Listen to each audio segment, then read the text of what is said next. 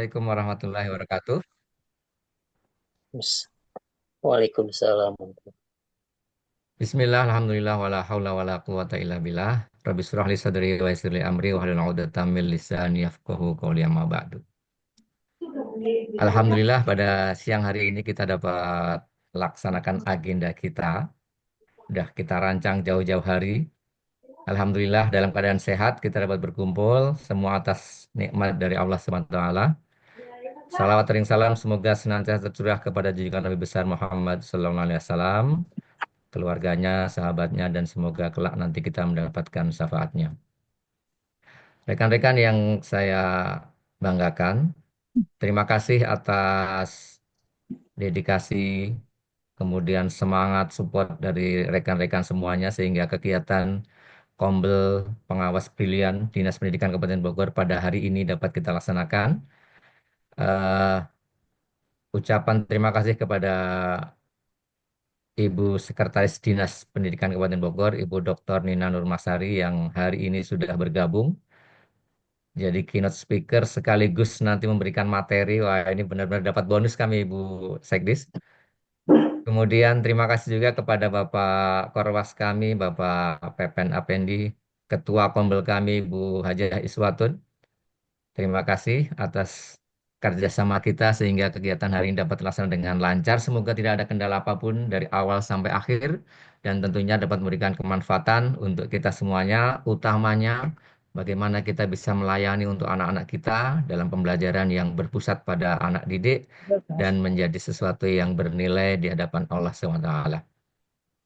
Mohon izin, perkenalkan saya Isnin Cahyanto pada kesempatan siang hari ini bertugas untuk menjadi moderator, membawakan kegiatan webinar pada siang hari ini. Perlu saya sampaikan juga beberapa aturan terkait dengan kegiatan ini biar kita berkesadaran untuk mengikuti pada hari ini. Yang pertama, saat nanti rekan-rekan menyampaikan pertanyaan, silahkan raise hand terlebih dahulu. Pastikan saat sebelum berbicara speakernya atau mic-nya nanti dapat di-off-kan terlebih dahulu, dapat dimute-kan dulu. Kemudian kalau memang cuaca aman mendukung, silahkan kameranya di-on-kan biar kita bisa berkesadaran secara penuh untuk mengikuti webinar pada siang hari ini. Pastikan sinyal aman, semoga usaha kita hari ini dapat lancar, tidak ada kendala apapun. Kemudian eh, acara hari ini Insya Allah akan berlangsung kurang lebih 90 menit ke depan dan eh, ada beberapa agenda. Yang pertama adalah pembukaan, selanjutnya nanti ada penyampaian materi dari keynote speaker kita Ibu Dr. Nina Nurmasari. Kemudian dilanjutkan dengan penyampaian materi tentang definisi terkait dengan deep learning. Nanti akan disampaikan oleh Ibu Bapak Dr. Haji Itang Cintaka. Selanjutnya ada diskusi dan terakhir penutup. Untuk keberkahan, mari kita buka pertemuan pada siang hari ini dengan membaca basmalah bersama-sama. Bismillahirrahmanirrahim. Bismillahirrahmanirrahim. Bismillahirrahmanirrahim.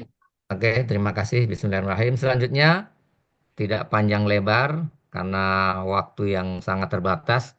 Saya sampaikan kepada Ibu Dr. Nina untuk Cinta. menyampaikan Ya, lagi uh, ngisi terkait dengan webinar. kegiatan pada hari ini dan sekaligus materinya. Sepenuhnya waktu untuk Ibu Dr. Nina. Baik, terima kasih Pak Is. Assalamualaikum warahmatullahi wabarakatuh.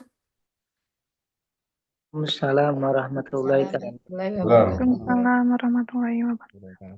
Alhamdulillahirabbil alamin. Allahumma shalli ala Muhammad wa ala ali Muhammad. Robbi shrahli sodri wa yassirli amri wahlul 'uqdatam min lisani yafqahu qawli. Yang saya hormati Bapak Ibu, ini ada Pak Koros ada ya? Bapak Ibu pengawas, keluarga besar pengawas, kemudian saya lihat ada dari MKKS ya, ada dari kepala sekolah, Alhamdulillah, puji syukur kita panjatkan kehadirat Allah Subhanahu wa Ta'ala.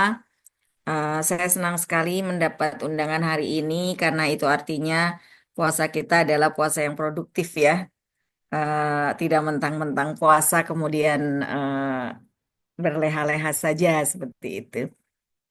Salawat dan salam kehadirat junjungan kita Nabi besar Muhammad Sallallahu Alaihi Wasallam. Mudah-mudahan puasa kita kali ini juga akan mengikuti jejak-jejak beliau bagaimana menjalankan puasa seperti itu. Eh, Teman-teman sekalian, kita mungkin apa namanya, saya mewakili Dinas Pendidikan mengucapkan terima kasih karena Kombel pengawas ini ya. Kombel pengawas ini terus produktif untuk bagaimana meningkatkan kompetensi diri menghadapi era baru ya. Sebenarnya yang harus kita sadari bersama adalah bahwa eh, perubahan adalah sebuah keniscayaan itu dulu. Karena kalau kita apatis terhadap perubahan, maka proses perubahan itu sendiri akan berlangsung berat. Nah, yang harus kita yakini adalah bahwa segala bentuk perubahan yang nanti akan terjadi di dunia pendidikan itu pasti sudah dengan apa kajian-kajian khusus yang tentu saja tidak dilakukan secara asal-asalan seperti itu.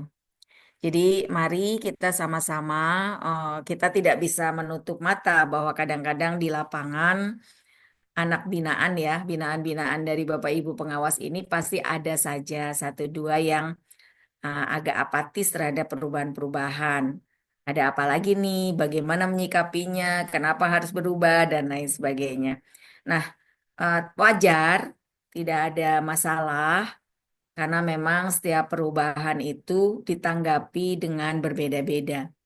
Tetapi yang penting adalah kita ajak teman-teman di lapangan untuk bersama-sama menyadari bahwa perubahan adalah sebuah keniscayaan. Bukannya hadis Nabi juga mengatakan didiklah anakmu sesuai zamannya, kan seperti itu. Jadi kalau kita mendidik anak sekarang dengan hal yang sama untuk era 10 tahun yang lalu, ya barangkali justru itu tidak akan cocok kan seperti itu. Karena anak sekarang harus diberi apa namanya eh, pelayanan ya sesuai dengan era baru saat ini seperti itu. Nah, salah satunya adalah deep learning ya. Nah, deep learning ini saya sendiri sedang mencoba banyak ini sih, mencoba banyak baca-baca, meminta materi kepada teman-teman yang kemarin sudah ada mulai ada ini ya yang dipanggil pembelajaran khusus deep learning ini. Boleh minta tolong host ditampilkan saja slide saya? Tadi sudah saya kirim ya ke Bu Hartini ya? Iya, sudah Bu.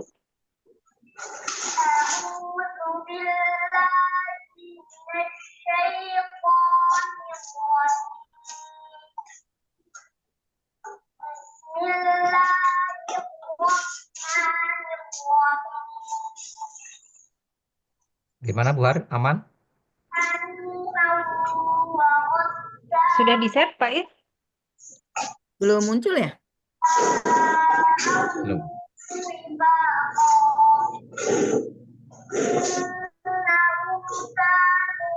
Ditampilkan di layar bisa? Bentar ya, saya coba. Oh, masih ada suara ngaji itu, Bu. Iya. Orang ngaji. Coba sini kebetulan dong. Apa ini jangan-jangan ini soal ini pada hah?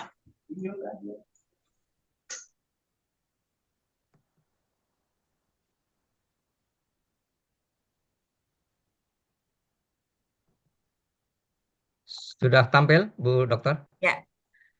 Boleh saya nanti dibantu ini ya karena Siap, bukan saya yang ini ya kalau next siap, gitu. siap. Ya langsung next aja Pak. Oke. Eh,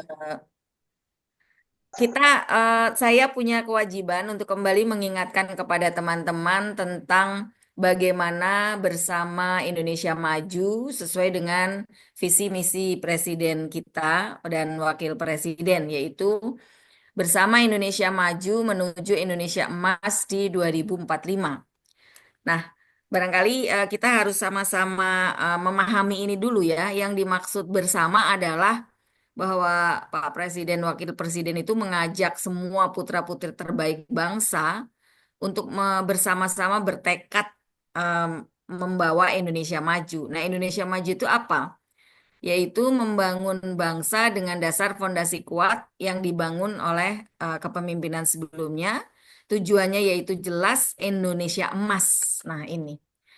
Menurut pengamatan dan penelitian secara internasional berbasis data, maka Indonesia emas adalah masa di mana pada tahun 2045 itu kita akan mengalami sebuah masa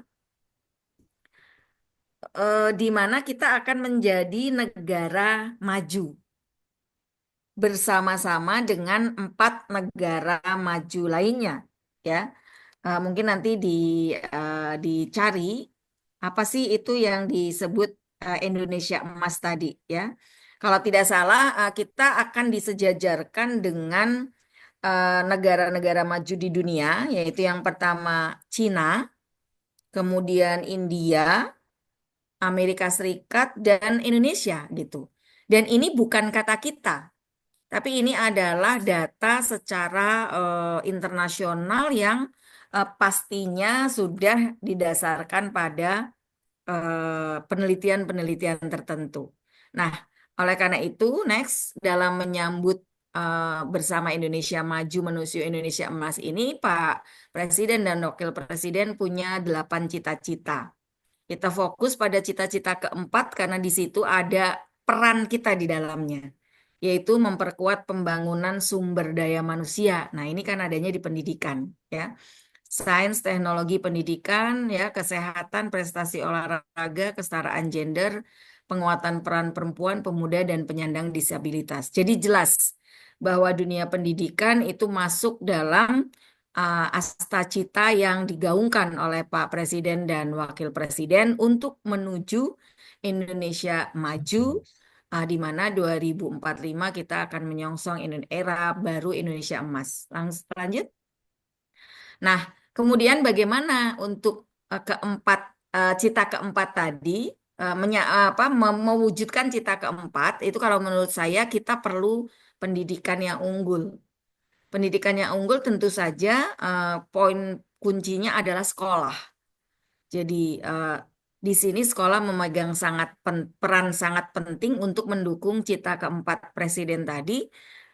Bagaimana sekolah menjadi unggul? Tentu saja sekolah itu harus berjalan dengan efektif. Nah, disinilah nanti peran pengawas muncul ya. Next, bagaimana membentuk sekolah efektif? Kita cari tahu dulu nih, sekolah efektif itu apa? Yaitu sekolah yang mampu memberikan hasil belajar yang baik sesuai dengan tujuan, kan gitu. Kan kalau efektif dalam bahasa Indonesia ya, sangkil itu, efektif itu adalah dengan sumber daya yang sekecil-kecilnya untuk mencapai tujuan yang sebesar-besarnya, kan seperti itu. Jadi sekolah efektif itu hasilnya baik sesuai dengan tujuan. Nah, bagaimana caranya? Kan seperti itu. Lanjut. Nah, untuk membentuk sekolah yang efektif tadi, maka ada karakteristiknya, ya. Sebuah sekolah disebut efektif itu yang pertama kali adalah kepemimpinan yang kuat. Saya sudah berkeliling di sekolah-sekolah dan saya lihat sekolah itu baik rupanya, isinya, pertanggungjawabannya adalah pengejawantahan dari karakter seorang pemimpin gitu. Jadi secara kasarnya kita bicara sekolah itu gimana kepala sekolahnya gitu. Mau dibawa kemana itu tergantung bagaimana kepala sekolah. Oleh karena itu sekolah memerlukan kepemimpinan yang kuat. Kemudian dia harus punya harapan yang tinggi terhadap prestasi. Jadi tidak bisa sekolah hanya berjalan, oh ya sudah deh asal berjalan saja tanpa ada harapan yang tinggi. Menekankan pada keterampilan dasar, keteraturan, dan atmosfer yang terkendali. Ini penting sekali Bapak Ibu sekalian ya, bahwa di dalam sebuah sistem itu harus ada keteraturan dan atmosfer yang terkendali. Artinya semua hal yang terjadi harus pada track yang benar, dan kalau ada track yang menyimpang maka harus ada kendalinya gitu. Memiliki manajemen yang baik, transparan, akuntabel, proses belajarnya harus efektif. Nah, ini proses ini berarti peran gurunya. Lalu lingkungannya harus aman, tertib, dan kondusif. Aman, tertib, dan kondusif di sini termasuk aman secara fisik ya, bahwa sekolah itu nyaman. Kemudian juga terbebas dari aksi-aksi bullying, kekerasan di lingkungan satuan pendidikan ya. Jadi artinya aman ini lahir batin gitu. Secara fisik kita nyaman ada di sekolah itu, secara mental kita bahagia di sekolah itu. Nah ini tugas seorang pemimpin yang kuat adalah membuat sekolah aman lahir batin gitu. Ya, kemudian memiliki budaya mutu. Nah ini kalau mutu sudah menjadi budaya, maka insya Allah apa namanya tidak akan apa kita tidak akan lari kemana-mana karena tujuannya sudah jelas yaitu ke arah budaya mutu. Salah satu budaya yang sedang kita tumbuhkan sesuai dengan ajakan Pak Bupati kita adalah budaya sekolah bersih istimewa. Nah ini kami sangat mohon bantuan dari teman-teman pengawas untuk bisa mengawal ini. Bagaimana tanpa ada apa ribut-ribut nanti iuran, minta ini itu ke orang tua, minta ini itu ke siswa, tapi sekolah bisa menumbuhkan budaya mutu. Bersih-bersih yang sekarang sedang kita arahkan tidak untuk dalam rangka lomba Bapak Ibu ya, tapi menumbuhkan budaya di mana target kita di 2027 Kabupaten Bogor ingin mendapatkan Adipura. Nah, Adipura ini berarti seluruh unsur di pemerintahan Kabupaten Bogor, salah satunya bersih dulu gitu. Baru melakukan evaluasi. Itu tadi karakteristik sekolah yang efektif. Lanjut. Nah, kepemimpinan yang kuat tadi, saya hanya poin satu yang saya apa namanya sedikit jelaskan adalah kepemimpinan yang efektif itu adalah kepemimpinan yang mampu mempengaruhi dan menggerakkan. Ini diambil dari beberapa teori sebenarnya ya. Jadi seorang pemimpin yang dikatakan efektif kalau dia satu mempengaruhi dulu, tapi tidak berhenti di mempengaruhi. Setelah itu dia akan mampu menggerakkan orang lain untuk mencapai tujuan yang kita inginkan. Ya, dan ini memang butuh effort yang kuat dari seorang pemimpin. Bagaimana orang yang tadinya tidak mau menjadi mau karena pengaruh dari seorang pemimpin, setelah mau kemudian bergerak gitu. Jadi bergerak merdeka nih seorang pemimpin yang efektif seperti itu ya. Mudah-mudahan para pengawas kita juga akan mampu mempengaruhi teman-teman untuk menjadi pemimpin yang efektif ini. Lanjut. Kita poinnya nanti ada pada kunci pendidikan yang unggul. Next. Itu menurut saya adalah yang ada hubungannya dengan deep learning itu bahwa kita itu tidak sekedar mengajar sebagai seorang guru nantinya, tetapi harus menjadi fasilitator. Mungkin ada yang akan bertanya-tanya, kan dari dulu juga sebenarnya sama Bu, apa namanya CTL dulu ya, kemudian kurikulum 2013, itu semuanya sebenarnya sudah mengarah ke sana. Nah, mari sama-sama nanti kita evaluasi kalau sistem-sistemnya sudah baik, sistem yang ditawarkan sudah baik, tetapi di lapangan dirasa masih ada kekurangan, berarti ada apa gitu dengan kita di lapangan kan gitu ya. Saya ingin mengambil beberapa cuplikan kalimat dari Jangan Jadi Guru. Ini saya cukup tertarik juga dengan apa yang dia sampaikan. Dia seorang guru dan dulu dia pikir mengajar adalah soal patuh pada buku paket. Setiap hari masuk kelas, skenarionya ketat, menerangkan bab demi bab, latihan soal, lalu mengecek jawaban. Nah, itu adalah skenario zaman dulu ya, bahwa mengajar ya begitu gitu. Saya masih ingat guru biologi saya dulu kalau masuk kelas sampai sampai apal kromosom tentang perpecahan kromosom itu ada di halaman sekian buku paket seperti itu. Kita dulu terkagum-kagum ya seorang guru bisa apal halaman gitu. Tapi ya iya sih kan halamannya bisa dilihat 1 atau 2 jam sebelumnya sebenarnya seperti itu ya. Nah, jadi dulu itu yang penting kurikulum selesai, tugas terkumpul, rapot terisi, dan itu sudah cukup. Itu katanya keyakinan dia, ya. Hingga suatu hari seorang siswa mengacungkan tangan dan bertanya, next, ada pertanyaan dari seorang siswa, Pak, kenapa kami harus belajar ini? Apa hubungannya dengan masa depan kami? Saya tertegun. Di depan saya, para siswa menatap kosong. Saat itu saya baru sadar bahwa pembelajaran yang saya bangun hanya berakhir di atas kertas.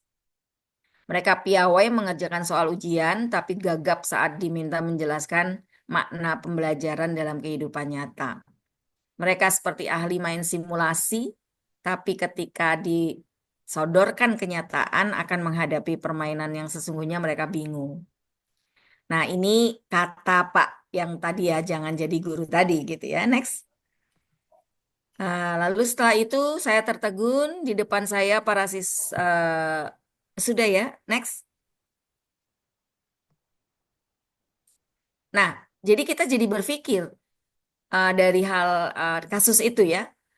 Mungkin meskipun kemarin kita sudah menggaung-gaungkan kurikulum merdeka dengan pelajar Pancasila, saya kok masih ya bukan suudon ya, tapi sepertinya sih pola-pola pembelajaran seperti itu yang pada akhirnya menghasilkan siswa seperti itu juga sebenarnya kadang-kadang masih terjadi. Nah, jadi bagaimana sih agar pembelajaran itu tidak sekedar mengejar tuntasnya materi, tapi menyiapkan siswa dengan dunia yang terus berubah? Bagaimana jika kelas kita bisa menjadi ruang keterampilan yang dibutuhkan di abad 21 ini? Maka jawabannya ya seperti yang disampaikan oleh Pak Menteri, yaitu kita menawarkan deep learning. Next. Nah, apa itu deep learning? Ya, deep learning itu kalau kata Michael Fullen itu siswa tidak hanya paham rumus, tapi mengaitkan dengan konteks kehidupan sekaligus mengasah 6 kompetensi pembelajaran. Nah, ini sebenarnya ya masih nyambung-nyambung dengan kurikulum-kurikulum sebelumnya. Tapi poinnya adalah bahwa deep learning itu berpikir kritis, kreatif, kolaboratif, komunikatif, pembentukan karakter, dan tetap berkewarganegaraan global.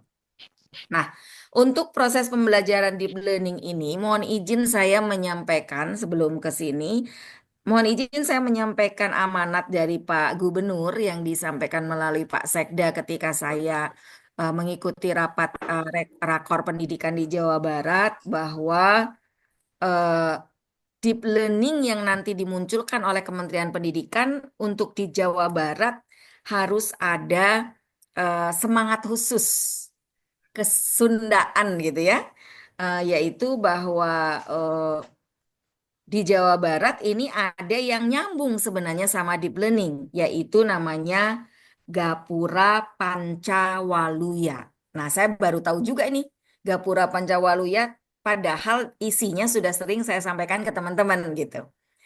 Gapura Pancawaluya itu adalah yang satu cager, bager, bener, pinter, dan singer. Kita sering mendengar ya. Dan menurut Pak Gubernur, ini adalah gapuranya di Jawa Barat yang akan membentuk manusia Indonesia menjadi manusia yang utuh tadi.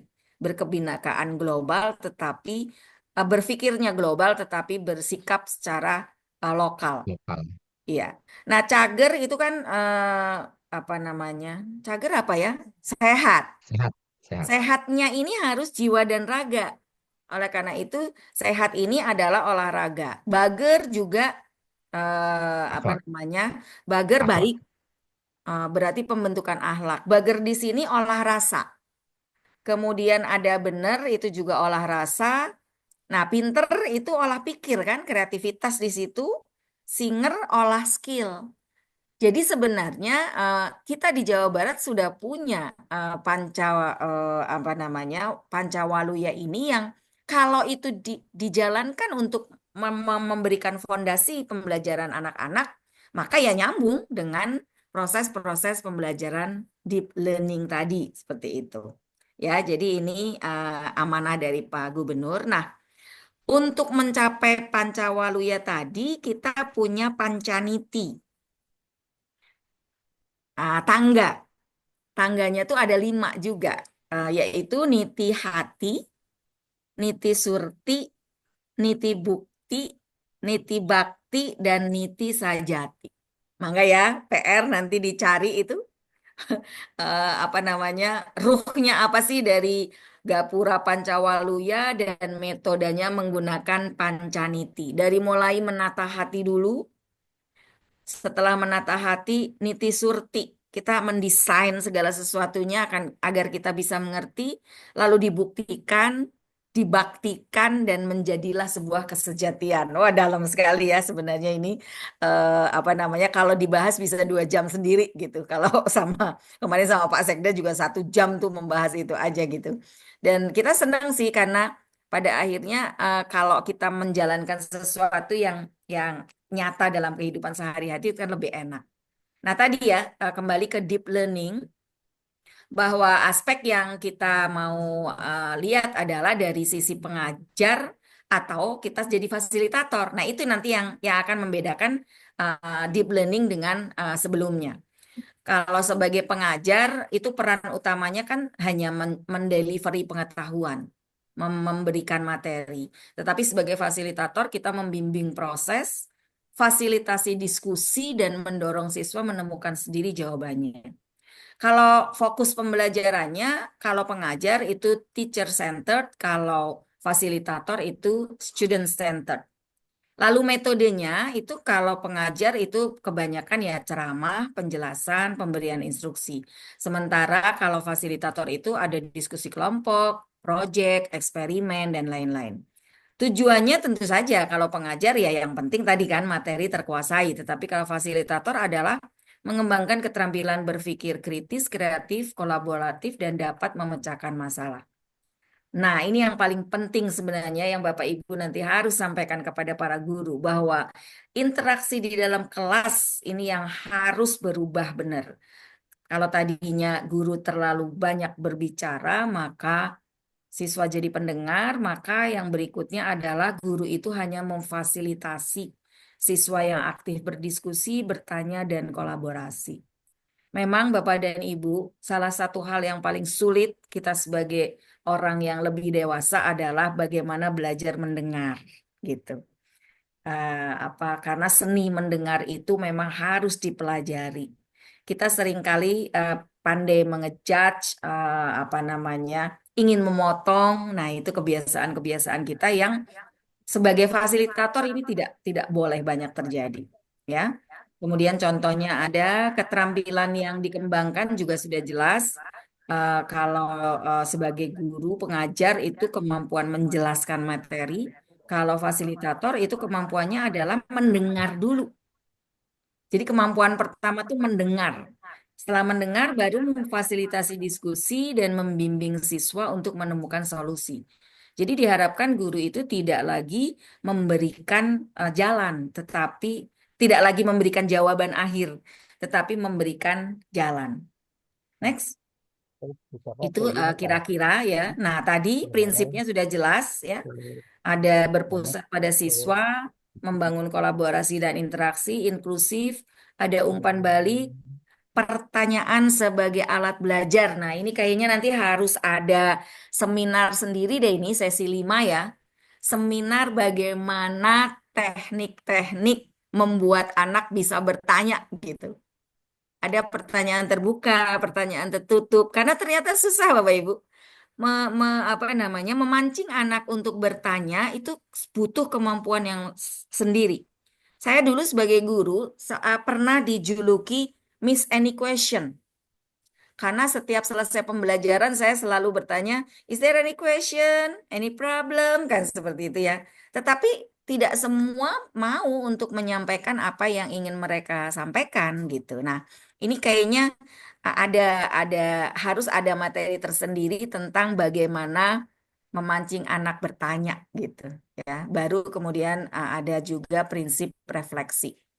Sebenarnya kalau lihat ini kan Bapak Ibu pasti dalam hatinya gini, Bu, itu mah sama aja Bu, sama yang dulu-dulu kan seperti itu ya. Ya oke, nggak apa-apa, tapi kan ini teori baru yang memang harus kita pertajam lagi seperti itu. Next, Bapak dan Ibu sekalian yang baik hatinya gitu ya.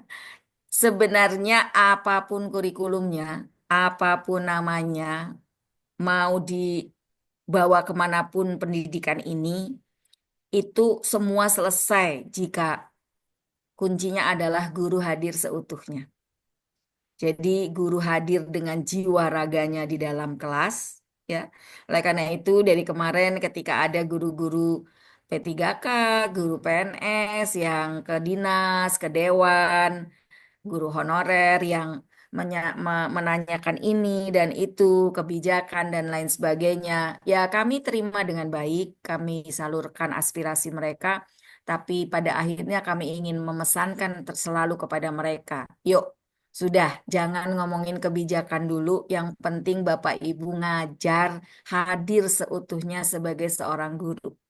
Khawatirnya kami, mereka sibuk dengan memikirkan bagaimana saya ke depan, bagaimana kontrak P3K. Jadi ngajarnya malah tidak sepenuh hati seperti itu ya. Nah, setuju ya Bapak Ibu kira-kira ya. Ayo next.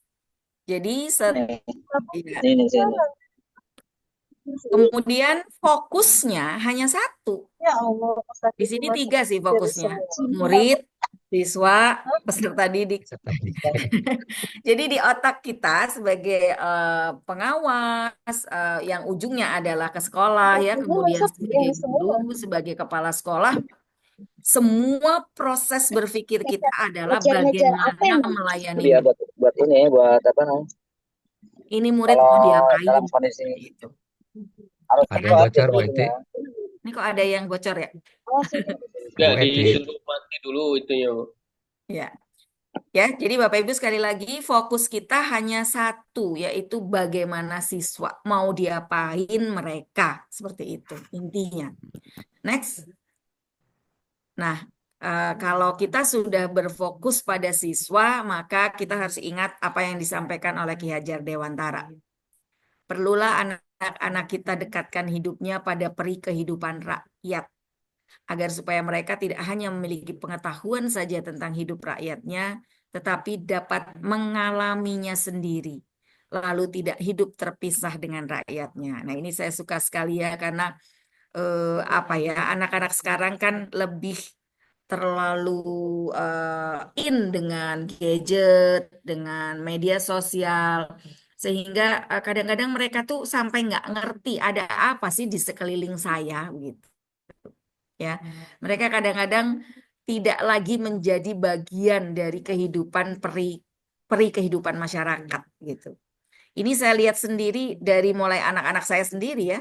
Kalau ada panitia 17 Agustusan di RT, itu zaman dulu kan anak-anak itu masih mau gitu ya. Kalau sekarang ini ya saya tidak bilang semua sih ya, tapi kalau disuruh milih mereka tuh lebih memilih diem di kamar dengan gadgetnya dan kemudian selesai gitu hidupnya, seolah-olah seperti itu. Nah, ini yang kita sama-sama harus sepakati bahwa ke depan mungkin akan ada kebijakan bahwa anak-anak akan kita lepaskan dari gadget. Ya, ini sedang diproses juga di Jawa Barat. Ke depan bisa saja ada kebijakan anak-anak dilarang membawa HP ke sekolah. Kemudian bagaimana kita mengarahkan agar guru-guru mengajak siswa ini kembali ke buku tulis. Bukan berarti IT itu haram ya, bukan berarti IT itu akan kita tinggalkan, tidak. Tetapi saya membayangkan meskipun tidak ada HP, kalau kita memang memerlukan sumber-sumber belajar dari internet, maka sekolah menyediakan spot-spot itu gitu. Kan kita punya smart TV, kita punya ruang perpustakaan. Nah, kalau memang siswa harus mencari sumber dari situ, kita sediakan sumber belajar itu gitu. Nah, tapi kemudian dalam proses belajarnya setelah mengambil sumber dari internet, maka berikutnya actionnya adalah mereka tetap harus menulis gitu. Jadi tidak kemudian hasilnya juga diketik gitu. Kalau hasilnya diketik, ujung-ujungnya hanya copy. Copy dari Google, kemudian di ke paste, lalu di print seperti itu. Nah, ke depan kita ingin mengajak, khususnya di Kabupaten Bogor, agar siswa-siswi kita ini kembali ke buku tulis. Next.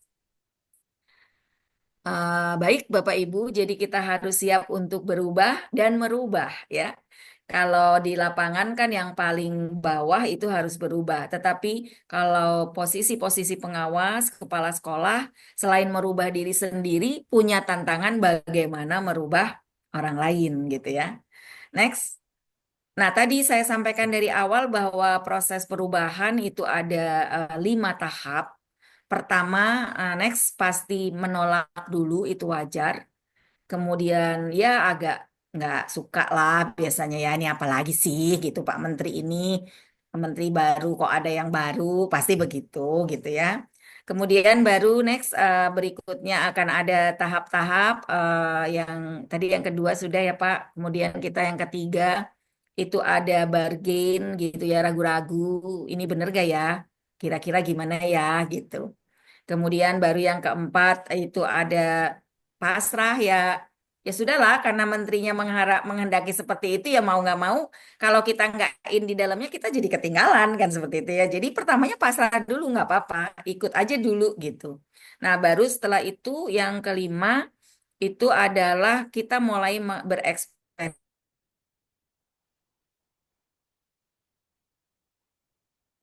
Halo.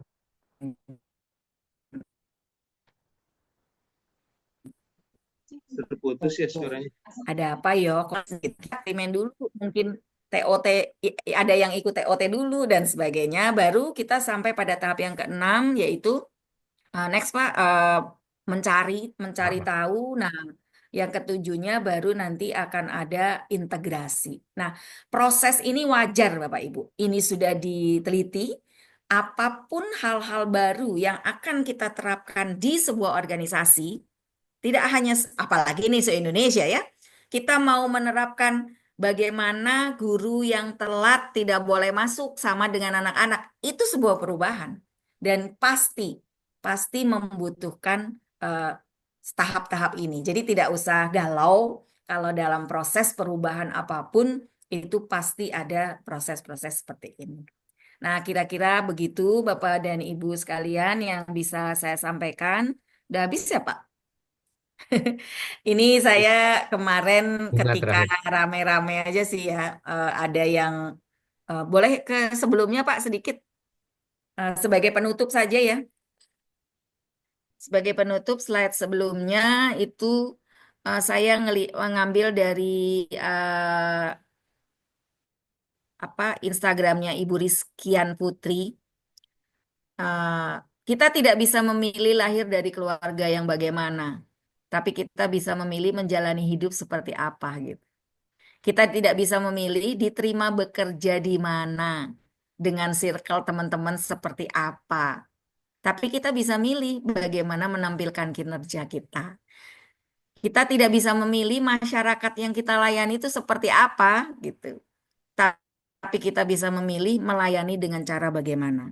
Jadi mari kita rubah pandangan kita bahwa kita cenderung kadang suka menyalahkan lingkungan, menyalahkan orang lain, menyalahkan masyarakat, tetapi kita lupa bahwa kita bisa melakukan sesuatu yang menjadi pilihan kita, tidak sekedar bagaimana menyalahkan orang lain.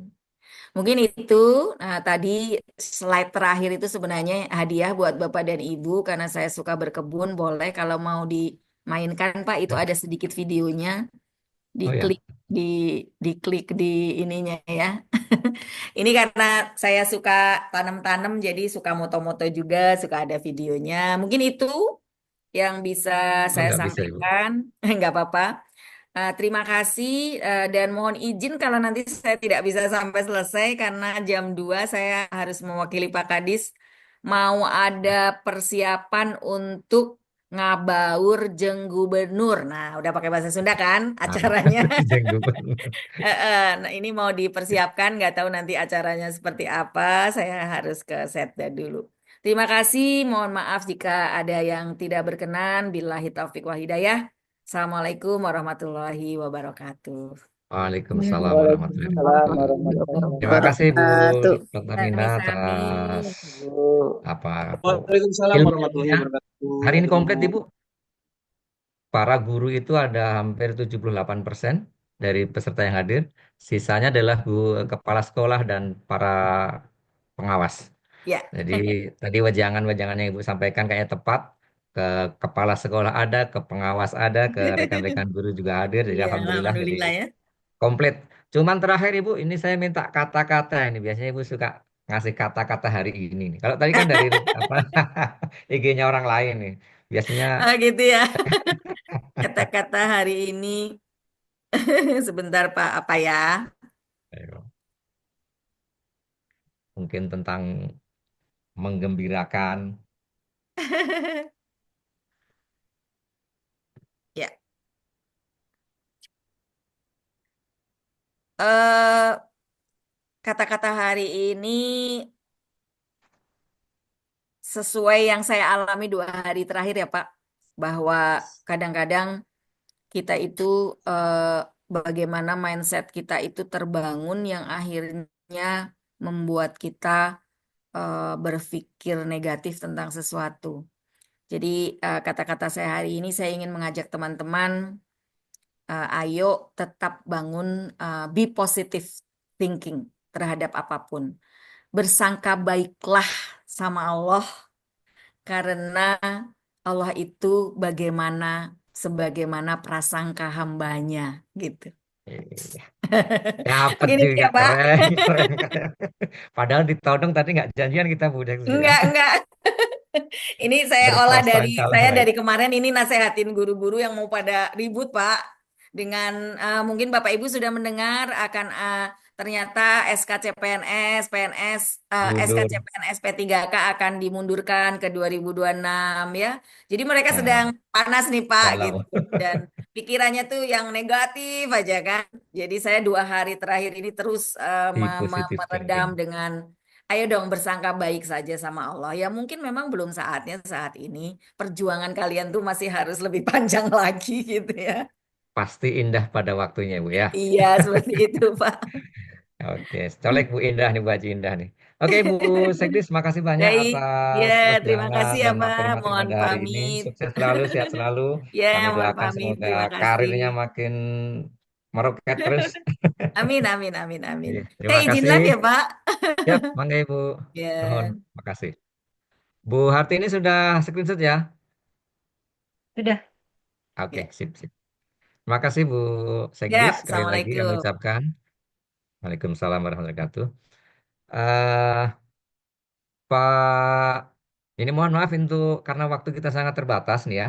Jadi untuk yang raise hand tadi Bu Sastra, nanti kita gabung setelah pemateri dari Bapak Haji Itang ya Bu Sastra ya. Pak Haji Itang, monitor. Tadi Pak Darno juga raise hand deh kayaknya Pak Is. Oh ya, Iya, tadi mau ke Pusekdis malah duluan. Oh, Nggak yang apa-apa muncul. lah. Ah, Pak Haji Itang,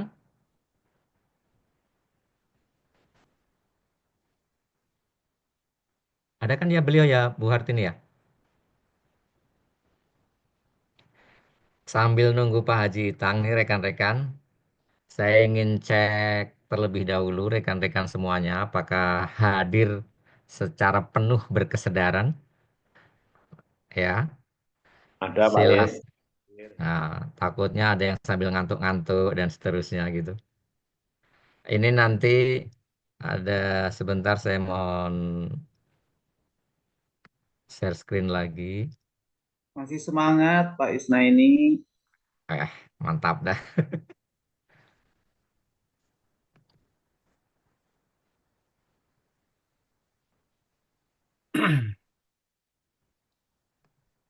Nanti ada materi yang di-share ke kita kan, Pak? Oh, siap. Ada. Tenang. Oke. Ya, makasih. Bapak Ibu, sebelum ke sini mungkin boleh dituliskan di kolom chat saat ini apakah kondisi rekan-rekan semuanya dalam keadaan semangat, ngantuk, atau sedang galau, atau sedang bahkan kepikiran kapan mudiknya jadinya ini. Silahkan dituliskan di kolom chat terlebih dahulu sambil menunggu kita Pak Haji Itang.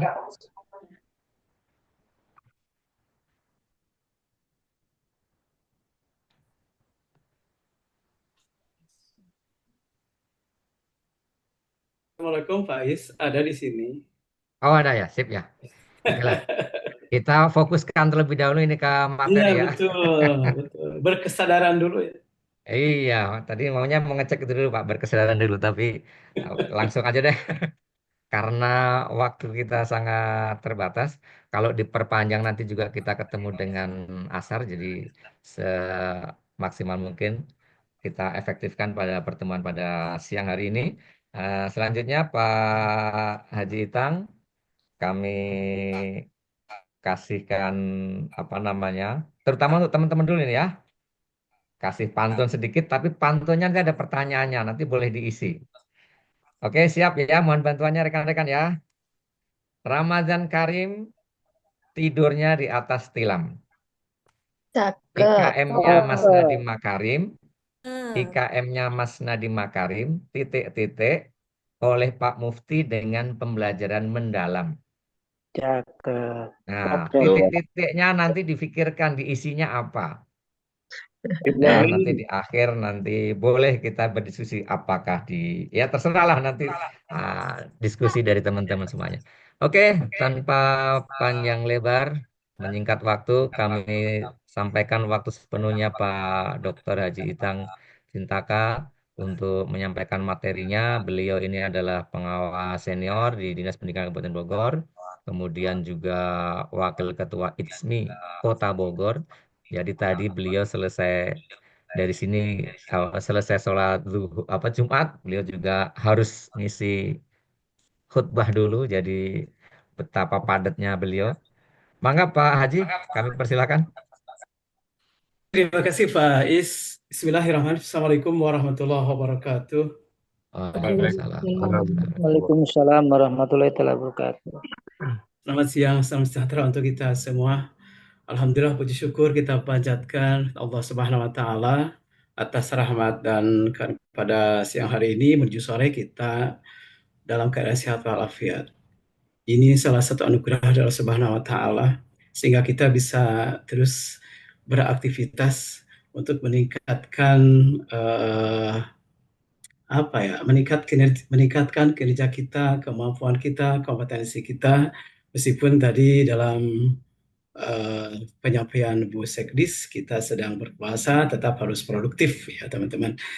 Tak lupa salat dan salam semoga dipersilahkan kepada Nabi Muhammad SAW, keluarga sahabatnya, dan tentunya kita semua ingin mendapatkan syafaat darinya. Teman-teman yang saya hormati, berbicara tentang deep learning, sudah banyak sekali referensinya, dan saya yakin teman-teman semua sudah membaca, sudah menonton, sudah mengamati, menyimak, bahkan mungkin menganalisis apa itu deep learning secara tajam ya. Bahkan informasi ada teman-teman kita yang berangkat ke Jakarta ya, itu luar biasa ya, langsung bertemu dengan narasumbernya. Itu kan sesuatu yang sebenarnya deep learning meskipun belum diresmikan, tapi sudah menggema, sehingga pembahasan di sana sini, dan itu bagus sebenarnya, sehingga terdapat penguatan atau diperoleh penguatan karena tadi informasi yang didapatkan juga sangat banyak sekali. Nah, pada kesempatan ini saya kira saya tidak juga sebagai karena tidak pernah berbeda mungkin ya, bagaimana kita memahami, melihat dan sebagainya. Pasti itulah tadi, setiap orang berbeda kemampuan, berbeda kecerdasan, berbeda memahami tentunya. Nah, untuk itu mari kita lihat saja PPT yang saya punya. Ya, saya punya. Mungkin Faiz minta tolong atau Ibu Hartini untuk di share screen ya.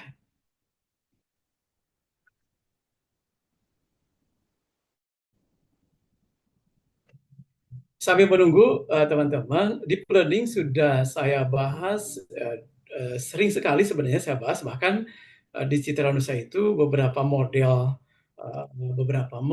sajian di MGMP juga sudah disampaikan, bahkan sudah sampai ke contoh langkah atau panduan dalam menyusun langkah-langkah pembelajarannya sudah sedetail itu.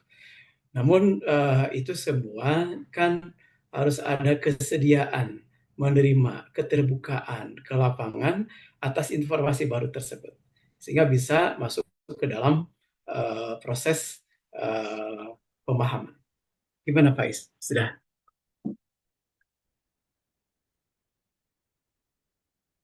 Nah, ini teman-teman.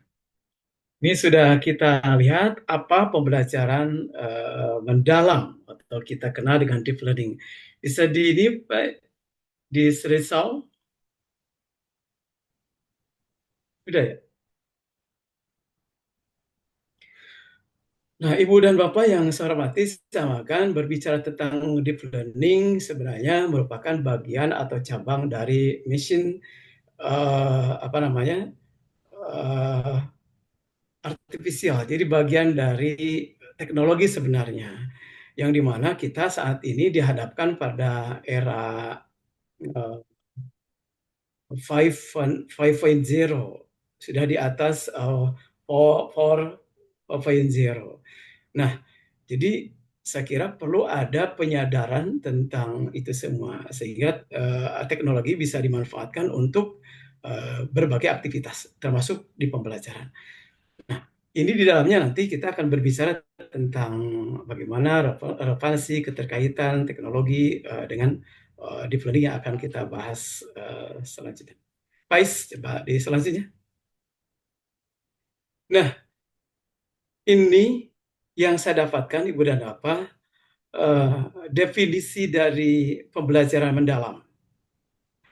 Pembelajaran mendalam atau kita kenal dengan deep learning merupakan pendekatan yang memuliakan dengan menekankan pada penciptaan suasana belajar, proses berkesadaran atau mindful bermakna atau meaningful dan menggembirakan, joyful, melalui olah pikir atau intelektual, olah hati, etika, olah rasa, estetika, dan olahraga atau kinestetika secara holistik dan terpadu.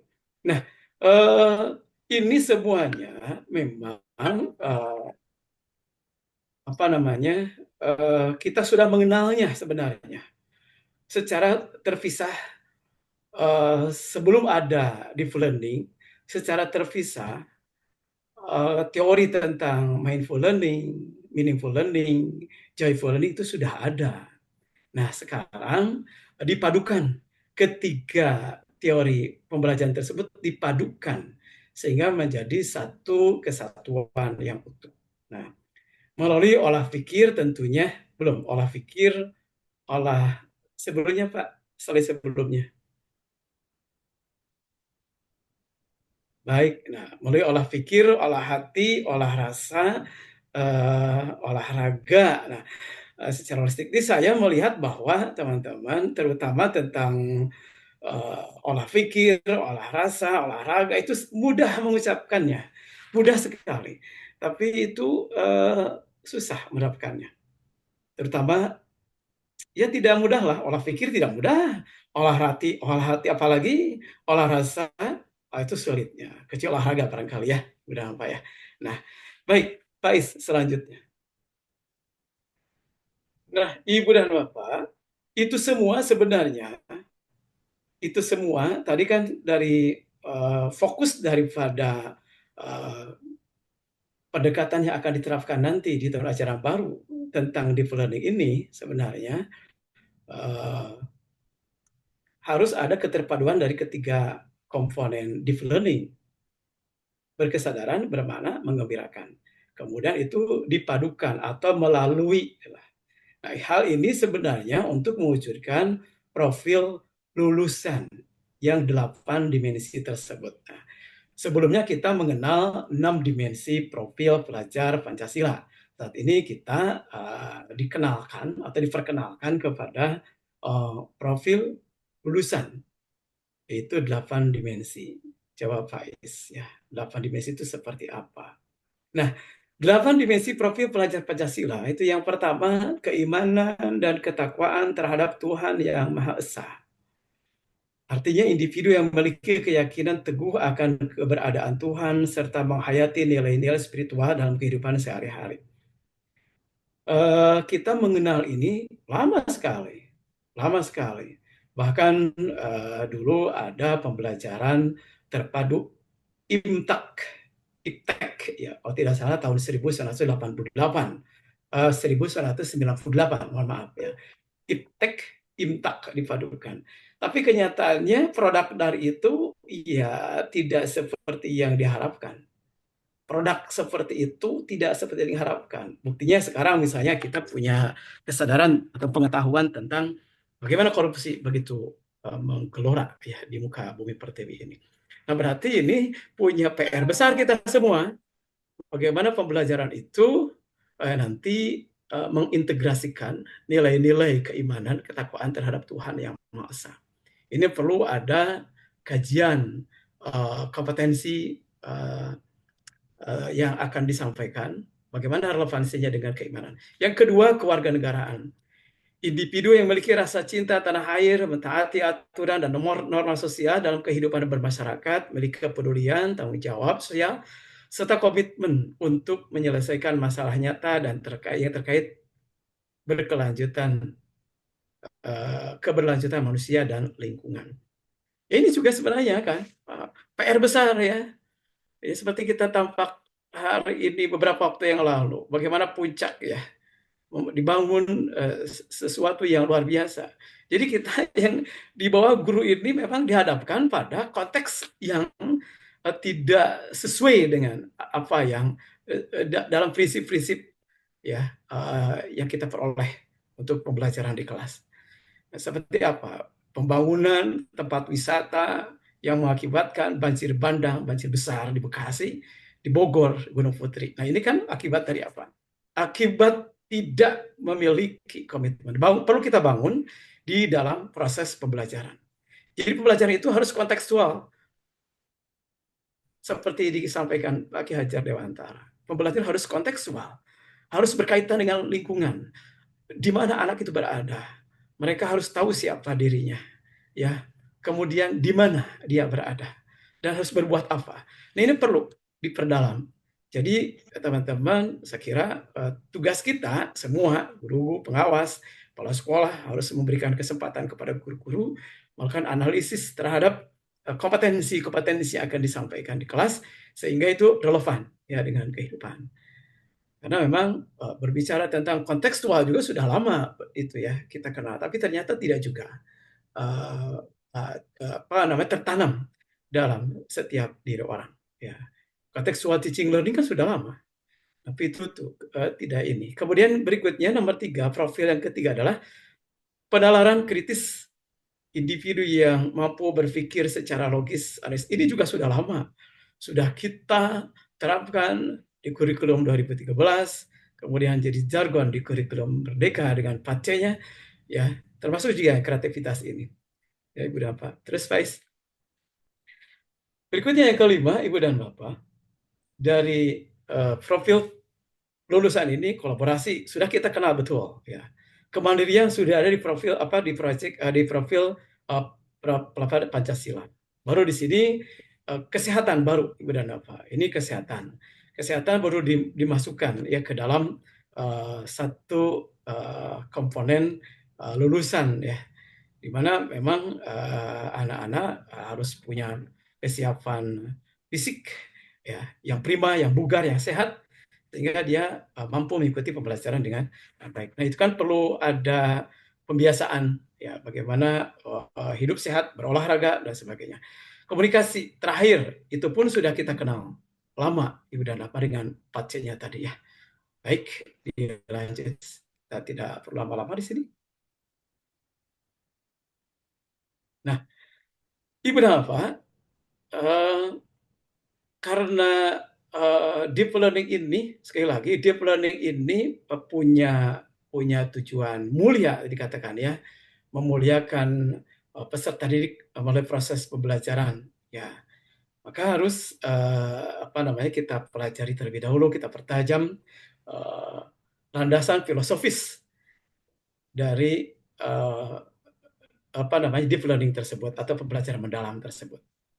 Filosofi Kiai Haji Ahmad Dahlan yang pertama, pendidikan berlandaskan tujuan hidup. Ya, Ibu dan Bapak. Full force, ya. Pendidikan berlandaskan tujuan hidup. Full force. Tidak sombong, gigih dan tuntas berkarya. Tidak sombong, gigih belajar dan tuntas berkarya. Nah, Ibu dan Bapak, coba itu perhatikan ya, Ibu dan Bapak. Bagaimana kita memahami ini. Sekaligus kita nanti juga mengaktualisasikannya dalam kehidupan. Optimalkan akal untuk kebenaran sejati. Berani menegakkan kebenaran, berbuat untuk kemanusiaan, tidak memperalat. Ya. Kemudian mengamalkan ilmu agama dengan kualitas tinggi, pendidikan sebagai alat perubahan sosial menuju masyarakat berkemajuan. Ya. Pendidikan sebagai alat perubahan sosial menuju masyarakat berkemajuan. Saya kira ini sejalan dengan visinya Presiden kita. Tapi sekali lagi, ini semua tentu harus kita ejawantahkan dalam pembelajaran dan kehidupan sehari-hari. Yang kedua, menurut Ki Hajar Dewantara, Bapak Pendidikan kita, filosofinya adalah pembelajaran memerdekakan tanpa pembiaran. Direfleksikan ya teman-teman. Berpusat pada peserta didik mengakui otoritas guru. Meskipun berpusat kepada peserta didik, tentu di situ ada otorisasi sebagai seorang guru. Sistem among dan trikon, kontinuitas, konvergensi, dan konsentrisitas. Prinsip asah asih asuh dan pendidikan adalah pranata sosial, pelestari kebudayaan, membangkitkan kegembiraan. Nah, Ibu dan Bapak, seperti itu ya. Nah, ini landasan filosofis dari deep learning dengan mengadopsi filosofi dari Ki Haji Ahmad Dahlan dan Ki Hajar Dewantara. Selanjutnya, Pak Isni. Landasan teoretisnya, Ibu dan Bapak, teori pembelajaran mendalam dan pembelajaran dangkal. Ini sudah disampaikan oleh Martin dan Sujo ya, 1976. Itu kira-kira kisaran 1990 sampai 2000. Nah, kemudian 2010 sampai sekarang, karena teknologi begitu berkembang pesat, ya maka di situ diintegrasikanlah teknologi dalam pembelajaran, isu-isu global, literasi digital ya. Ini mau tidak mau kita dihadapkan dengan itu, karena teknologi juga bisa membantu untuk mengefektifkan, mengembangkan, bahkan sebenarnya memfasilitasi kreativitas siswa ya untuk berkembang ya di teknologinya itu. Nah, Ibu dan Bapak yang saya hormati, saya punya sesuai dengan yang tertera di sini, saya punya pandangan bahwa deep learning itu akan mudah sebenarnya. Meskipun itu tentu harus ada kajian lebih dalam. Bahwa konstruktivisme dengan project based learning itu akan lebih relevan ya dengan pembelajaran mendalam seperti itu. Sebenarnya menurut saya, nah, Karena di situ kalau kita lihat bagaimana berkesadaran itu sebenarnya kita itu sedang atau kita mencoba untuk membangunkan apa-apa yang sudah siswa peroleh. Berarti ini kan berkaitan dengan kesadaran seperti itu ya. Nah, Project Based Learning sendiri sebenarnya merupakan sebuah model yang bisa dikembangkan untuk anak-anak bisa lebih bermakna, bisa lebih berkesadaran, bisa lebih joy ya untuk itu. Nah, sementara konsep pembelajaran mendalam yang pertama membangun keterkaitan antara pengetahuan konseptual dan prosedural. Ya. Berapa ya sudah paham tentang ini? Ini ada di jenis-jenis materi ya, kita mengenal itu jenis-jenis materi, materi fakta, materi konsep, materi prosedur, dan materi metakognitif sebenarnya kan seperti itu. Kita sudah mengenal itu. Nah di sini bagaimana deep learning itu bisa membangun keterkaitan. Jadi pengetahuan tidak hanya sekedar konsep, tapi bagaimana pengetahuan itu dianalisis, dikaji, bahkan bisa dikembangkan. Mengaplikasikan pengetahuan pada konteks baru, itu kebaruannya ya, benar apa? Dukungan experiential learning ya. Ini juga tentu sebenarnya bahwa pendidikan itu kan tidak akan berhenti sampai di titik situ ya. Kemudian pendekatan berbasis pengalaman, yaitu refleksi, konseptualisasi, dan eksperimen. Ya. Saya sering mendorong, bahkan punya rancangan bahwa tadi PJBL ini jadi salah satu model pembelajaran yang mesti itu diterapkan di sini, di MPM. Kemudian kerangka pengetahuan, Ibu dan Bapak, kita mengenalnya ada 3 komponen. Pertama, foundational knowledge, dasar ilmu dan fakta. Kemudian mata meta atau pemetaan, kira-kira begitu ya. Pemetaan, knowledge, hubungan, pola, dan analisis. Kemudian humanistic knowledge, nilai kemanusiaan, dan makna mendalam. Di misalnya ke humanistic knowledge, itu kan Ibu dan Bapak bahwa ilmu pengetahuan itu harus bisa bernilai untuk kehidupan, harus bisa bernilai untuk kehidupan, ya, sehingga ada makna yang bisa dirasakan oleh setiap orang yang mempelajarinya, bahkan berdampak luas bagi kehidupan masyarakat. Berikut. Nah, landasan sosiologisnya, Ibu dan Bapak, hakikat pendidikan bertujuan mencerdaskan kehidupan bangsa. Sebagaimana amanat alinea keempat pembukaan Undang-Undang Dasar 1945 yang sering dibacakan di setiap apel. Ya. Nah, ini semua tentu amanat yang harus diemban oleh setiap periode pemerintahan. Wajib itu diimplementasikan. Membangun bangsa yang majemuk menjadi maju dan berjati diri melalui perilaku berbasis nilai Pancasila dan ITEX. Tadi disampaikan oleh Bu Sekdis. Pendidikan holistik mencakup budaya, sistem, dan lingkungan untuk menciptakan kehidupan kebangsaan yang cerdas. Ya, tidak bisa pendidikan itu terlepas dari disampaikan tadi, Bu Sekdis juga menyampaikan hal ini, udah apa ya. Jadi harus ada basis ya. Ya, pendidikan itu tidak boleh jauh dari akar rumput, tidak boleh jauh dari lingkungan setempat, tidak boleh abstrak. Jadi pendidikan itu harus betul-betul kontekstual. Jadi harus ada kaitan dengan kehidupan sehari-hari yang terjadi di masyarakat ya. Baik sumber ya yang menjadi baik sumber atau budaya dan sebagainya, nilai yang merupakan sumber belajar ya. Maupun sistem. Jadi kita tidak bisa dipisahkan. Makanya ada trisentra pendidikan gitu kan ya. Ada orang tua, ada sekolah, ada masyarakat, itu sistem. Jadi kita tidak, jadi ini mesti ini. Kemudian lingkungan untuk menciptakan kehidupan kebangsaan yang cerdas ini tentu harus dibangun. Bagaimana mendorong, menciptakan orang-orang supaya kreatif, anak-anak kreatif untuk berpikir gitu kan. juga berpikir kritis ya. Ini kan bisa ini. Kalau tidak ya bagaimana bisa cerdas sebenarnya. Peran pembelajaran mendalam, satu fondasi sistem pendidikan nasional untuk membangun intelektual, moral, dan kinerja peserta didik ya. Makanya tiga dimensi tadi, mindful, meaningful, dan juga joyful, itu sebenarnya bisa mengembangkan hal itu.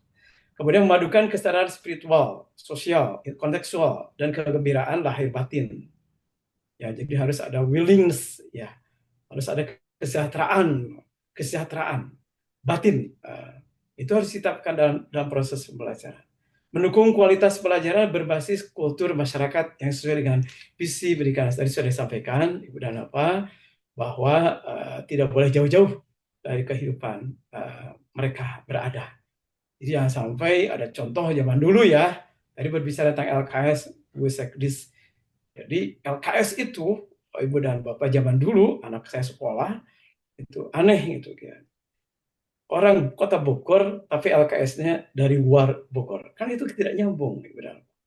Ini akan juga membuat kreativitas para penulis yang memiliki banyak ide di daerah setempat kan menjadi tertutup ya peluangnya. Nah, ini kan perlu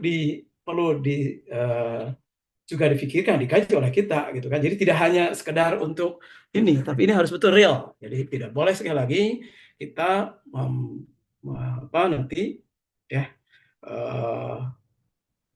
sumber-sumber belajar itu jauh dari anak-anak kita, sumber-sumber belajarnya. Jadi sumber belajarnya harus dekat dengan anak. Baik, Pak Is, lanjutkan. Nah, ini Ibu dan Bapak, kita saya kira pasal 31 kita sudah mengenal cukup bagus, dan memang sekarang negara sedang begitu negara sedang luar biasa ya untuk membuat warga negara semua ikut merasakan pendidikan yang berkualitas. Itu kita perlu dan mengapresiasi ya. Undang-Undang 20 ini masih tetap ada, Ibu dan Bapak ya, padahal sudah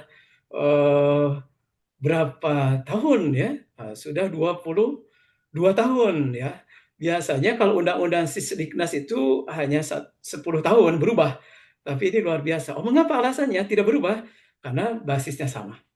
Itu lebih kepada kompetensi, Jadi makanya tidak belum berubah sampai saat ini. Sementara Undang-Undang Nomor 8 Tahun 2016 Pendidikan Inklusi itu tentu saja dipakai. 6 Tahun 2003 Kebijakan Vokasi dan Teknologi untuk Pembelajaran itu juga sangat membantu. Itulah dengan landasan yuridisnya. Landasan empirisnya, perubahan kurikulum 11 kali sejak 1947, kini kurikulum merdeka ya Ibu dan Bapak. Nah, ini kini kurikulum merdeka, saya kira kita masih mengenal kurikulum mereka sampai saat ini. Ya. Kemudian kompetensi masa depan, fokus pada kreativitas, kolaborasi, dan penguasaan teknologi. Pembelajaran bermakna berdasarkan pendekatan global, menekankan pembelajaran interaktif dan inspiratif. Istilah-istilah ini sudah kita kuasai bersama. Ya. Hanya memang perlu ada pendalaman teknis operasional di lapangan, terutama dalam menyusun, merumuskan langkah-langkah pembelajarannya. Saya kira itu, nah teman-teman.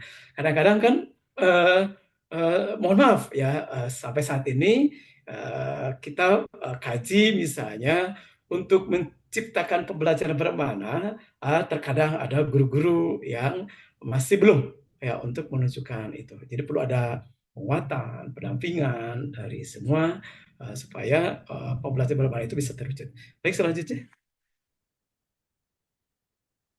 Nah, Ibu dan Bapak, kerangka kerja pembelajaran mendalam. Ini ada 4 lapisan dalam lingkaran ini, Ibu dan Bapak ya. Ada 4 lapisan dalam lingkaran ini. Yang pertama itu kerangka pembelajaran. Dan apa ya? Kerangka pembelajaran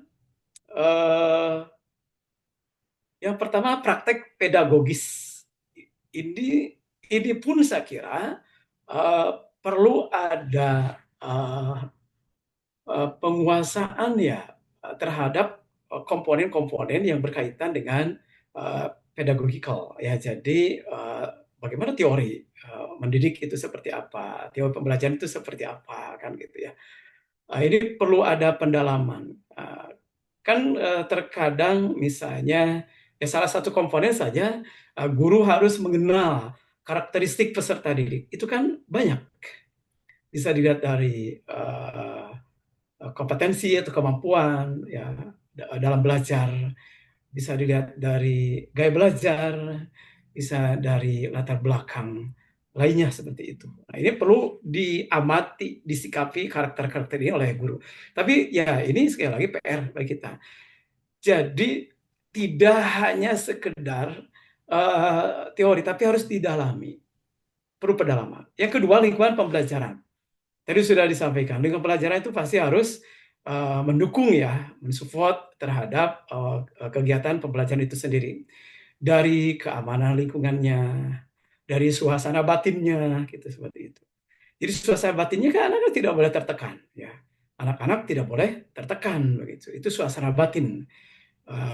Sehingga itu diminta joy-nya itu di mana? Itu ya, joyful learning-nya seperti apa.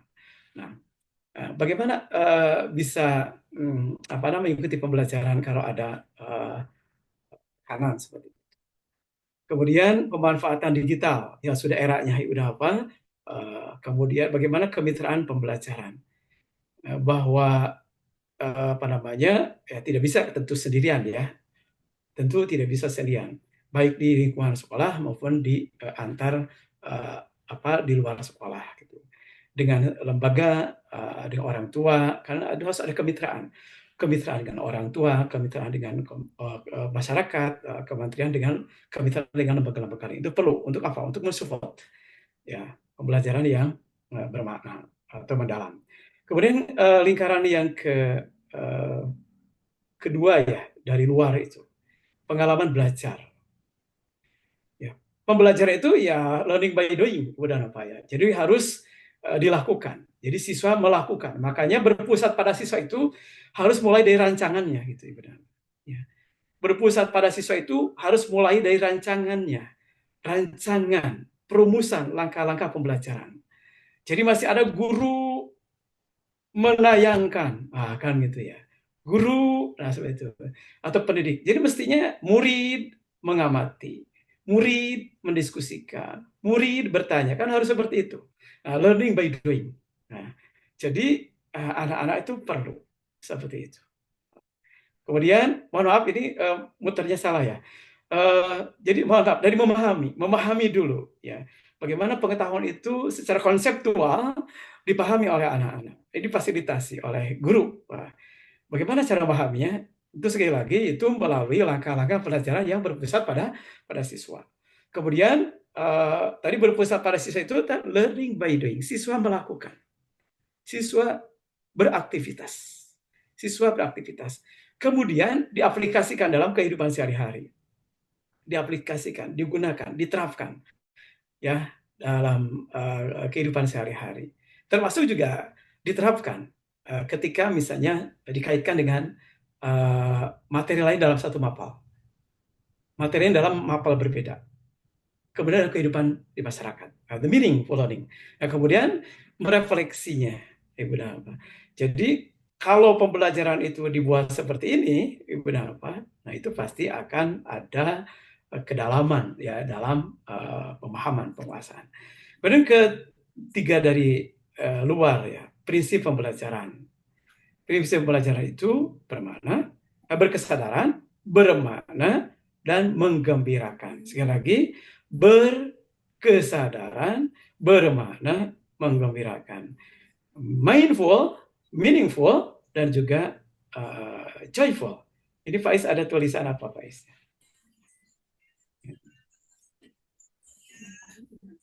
Nah, sebenarnya kalau kita dikaitkan dengan social emotional learning juga ada yang disebut dengan berkesadaran. Nah, berkesadaran di sini Ibu dan Bapak, ini pengalaman belajar peserta didik yang diperoleh ketika mereka memiliki kesadaran penuh untuk menjadi pembelajaran yang aktif dan mampu meregulasi diri. Nah, di sel ada ya. Ada manajemen diri, ada kesadaran diri, kan seperti itu ya sebenarnya. Peserta didik memahami tujuan pembelajaran. Memahami tujuan pembelajaran, ya tentu harus disampaikan bahwa tujuan pelajaran ini, kemudian bagaimana respon mereka. Jadi anak-anak itu harus diberi kesempatan untuk merespon tujuan pembelajaran yang dirumuskan, atau bahkan dipancing untuk melakukan evaluasi, tambahan, masukan terhadap rumusan tujuan pembelajaran yang dibuat guru, yang disusun guru. Nah, ini Ibu dan Bapak, ini berkesadaran sudah luar biasa. Termotivasi secara intrinsik untuk belajar, jika bukan ekstrinsik. Tapi kan kebanyakan teman-teman juga sulit, Pak, boro-boro intrinsik, ekstrinsik juga susah kan itu. Maka perlu ada strategi pendekatan yang buat anak-anak itu tadi punya motivasi intrinsik yang tinggi, ya, serta aktif mengembangkan strategi belajar learn to learn. Jadi belajar bagaimana belajar. Bagaimana belajar. Jadi anak-anak itu dengan kreativitasnya yang kita fasilitasi dan kritikalnya yang kita fasilitasi seperti itu. Kemudian bagaimana? Peserta didik dapat menerapkan pengetahuannya ke dalam situasi nyata. Kontekstualitasnya itu seperti apa? Proses belajar peserta didik tidak hanya sebatas memahami informasi penguasaan konteks, namun berorientasi pada kemampuan mengaplikasi pengetahuan tadi di kehidupan nyata, Ibu dan Bapak. Project Peseling itu salah satu contohnya. Kemudian menggembirakan, Joy, pembelajaran yang mengembirakan. Sebelumnya nih Pak, nanti itu Pak. Mundur sedikit. Pembelajaran yang menggembirakan yang tadi ini. Nah ini pembelajaran yang menggembirakan merupakan suasana belajar yang positif, menantang, menyenangkan, memotivasi. Jadi di sini tidak ada siswa yang terlihat boring, tidak ada siswa yang terlihat merasa ada dalam tekanan takut ditanya oleh guru, tidak ada, ya. Jadi bagaimana ciptakan pembelajaran itu? Ya zaman dulu sih ya, zaman dulu ya pasti ya. Guru-guru sebelum mengajari juga zaman dulu, zaman saya teman-teman ya, saya jadi guru ya. Sebelum masuk ditanya siapa yang belum bayar LKS gitu kan ya. Nah ini kan ketika anak-anak ditanya siapa yang belum bayar LKS, boro-boro mau belajar, ya. Mana PR-nya? Itu juga sudah luar biasa, Ibu Napa ya. Nah ini jadi bagaimana diawali dari sebuah cerita, diminta untuk bercerita, kan seperti itu. Bagaimana suasana hati mereka, kan ditanya oleh kita ya, baru kita mulai belajar. Menantang, tentu tadi ada pertanyaan-pertanyaan yang ya kita sudah mengenalnya ya, gitu kan. Ada pertanyaan-pertanyaan yang menantang seperti itu. Baik, lanjutkan, Pak Is. Tadi yang lingkaran yang tadi ya belum semuanya Pak Is. Yang slide 10.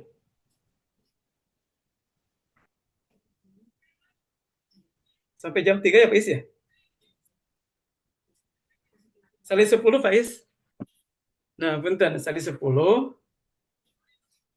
Belum bisa keluar. Nah, ini benar apa nih? Coba ini ke prinsip pembelajaran sudah, kemudian yang terakhir adalah dimensi profil lulusan. Itu sudah kita bahas tadi ya. Baik, ke slide 12, Pak Is. 12. Nah, ini benar apa? Ini prinsip pembelajaran Ibu dan Bapak, coba diperbesar. Dalam berkesadaran itu ada beberapa pertanyaan yang bisa dijadikan pertanyaan-pertanyaan ya untuk menimbulkan kesadaran siswa. Lewat nih. Loncat-loncat ya. Nah, ini. Jadi beberapa pertanyaan seperti tadi Bu Sekris katakan kan gitu ya. Nah, beberapa pertanyaan yang sifatnya bisa mendorong siswa atau membuat kita memfasilitasi atau menjadikan kita menerapkan bagaimana mindful itu diterapkan. Atau apa materi yang saya pelajari? Untuk apa saya mempelajari materi tersebut? Bagaimana cara saya mempelajari atau menguasai materi yang saya pelajari?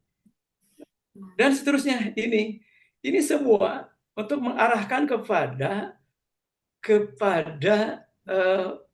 kesadaran diri anak-anak itu, kesadaran anak-anak ya dalam mengikuti proses pembelajaran, kesadaran. Nah, apa indikator dan apa alat ukur bahwa saya telah menguasai materi? Ini perlu oleh kita sebenarnya dikontrol.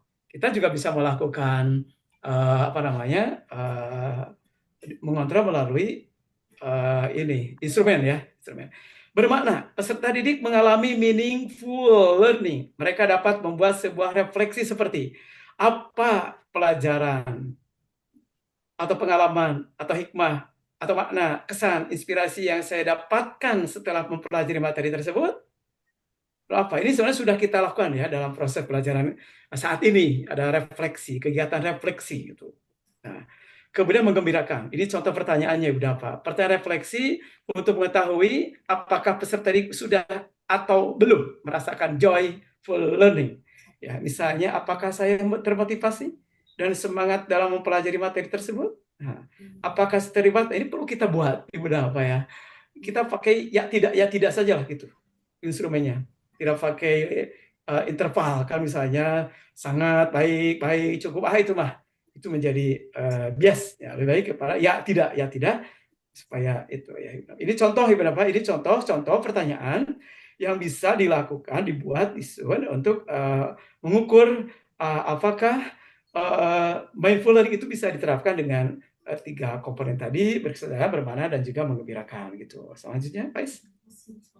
Oke, Pak Dokter, kita 5 menit lagi ya. Siap, Jam 3 include dengan tanya jawab. siap. 5 menit Biar lagi ya. nggak penasaran teman-teman, Pak. Baik, guys. Nah, selanjutnya Pak Is, kalau begitu coba di klik. Ini ya? Ini saya kira sudah. Oh, udah. Ya, karena ini tadi sudah disampaikan. Nah, Ibu dan Bapak, ini salah satu cara berpikir ya. Bagaimana salah satu cara berpikir yang diterapkan di atau pada pendekatan deep learning. Jadi ada 2 sebenarnya Ibu dan Bapak. Yang pertama itu Bloom versi siapa tuh? Kurzweil ya dan Anderson. Jadi Bloom, taksonomi Bloom versi Anderson dan Kurzweil itu dijadikan salah satu kemampuan berpikir ya, cara berpikir untuk menganalisis kompetensi-kompetensi yang ada pada kurikulum itu. Nah, ini menggunakan taksonomi Bloom versi Anderson dan Kurzweil. Selain itu juga deep learning ini menggunakan De Solo taxonomy ya. De Solo taxonomy ini Ibu dan Bapak struktur of observed learning outcome seperti itu ya. Itu Ibu dan Bapak ya. Nah, ini sebenarnya tahapan berpikir pada taksonomi ini ada kemiripan dengan tahapan berpikir pada taksonomi Bloom. Ya. Misalnya di sini Ibu dan Bapak ada prastruktural. Ya. Pada prastruktural ini peserta didik memiliki pemahaman yang sangat terbatas atau tidak terarah bahkan tentang konsep yang dipelajari. Mereka mungkin tidak dapat mengidentifikasi atau menghubungkan, tidak bisa menghubungkan informasi dengan baik. Misalnya peserta didik ditanya tentang topik tertentu, tetapi mereka tidak dapat memberikan jawaban yang relevan. Itu yang pertama, tentang prastruktural, gitu kan ya. Nah, kemudian yang kedua, unistruktural. Jadi hanya satu, Ibu dan Bapak ya. Peserta didik dapat memahami satu aspek atau elemen dari konsep yang dipelajari. Mereka mampu memberikan definisi sederhana atau menyebutkan satu contoh, tetapi belum dapat menghubungkan informasi yang berbeda.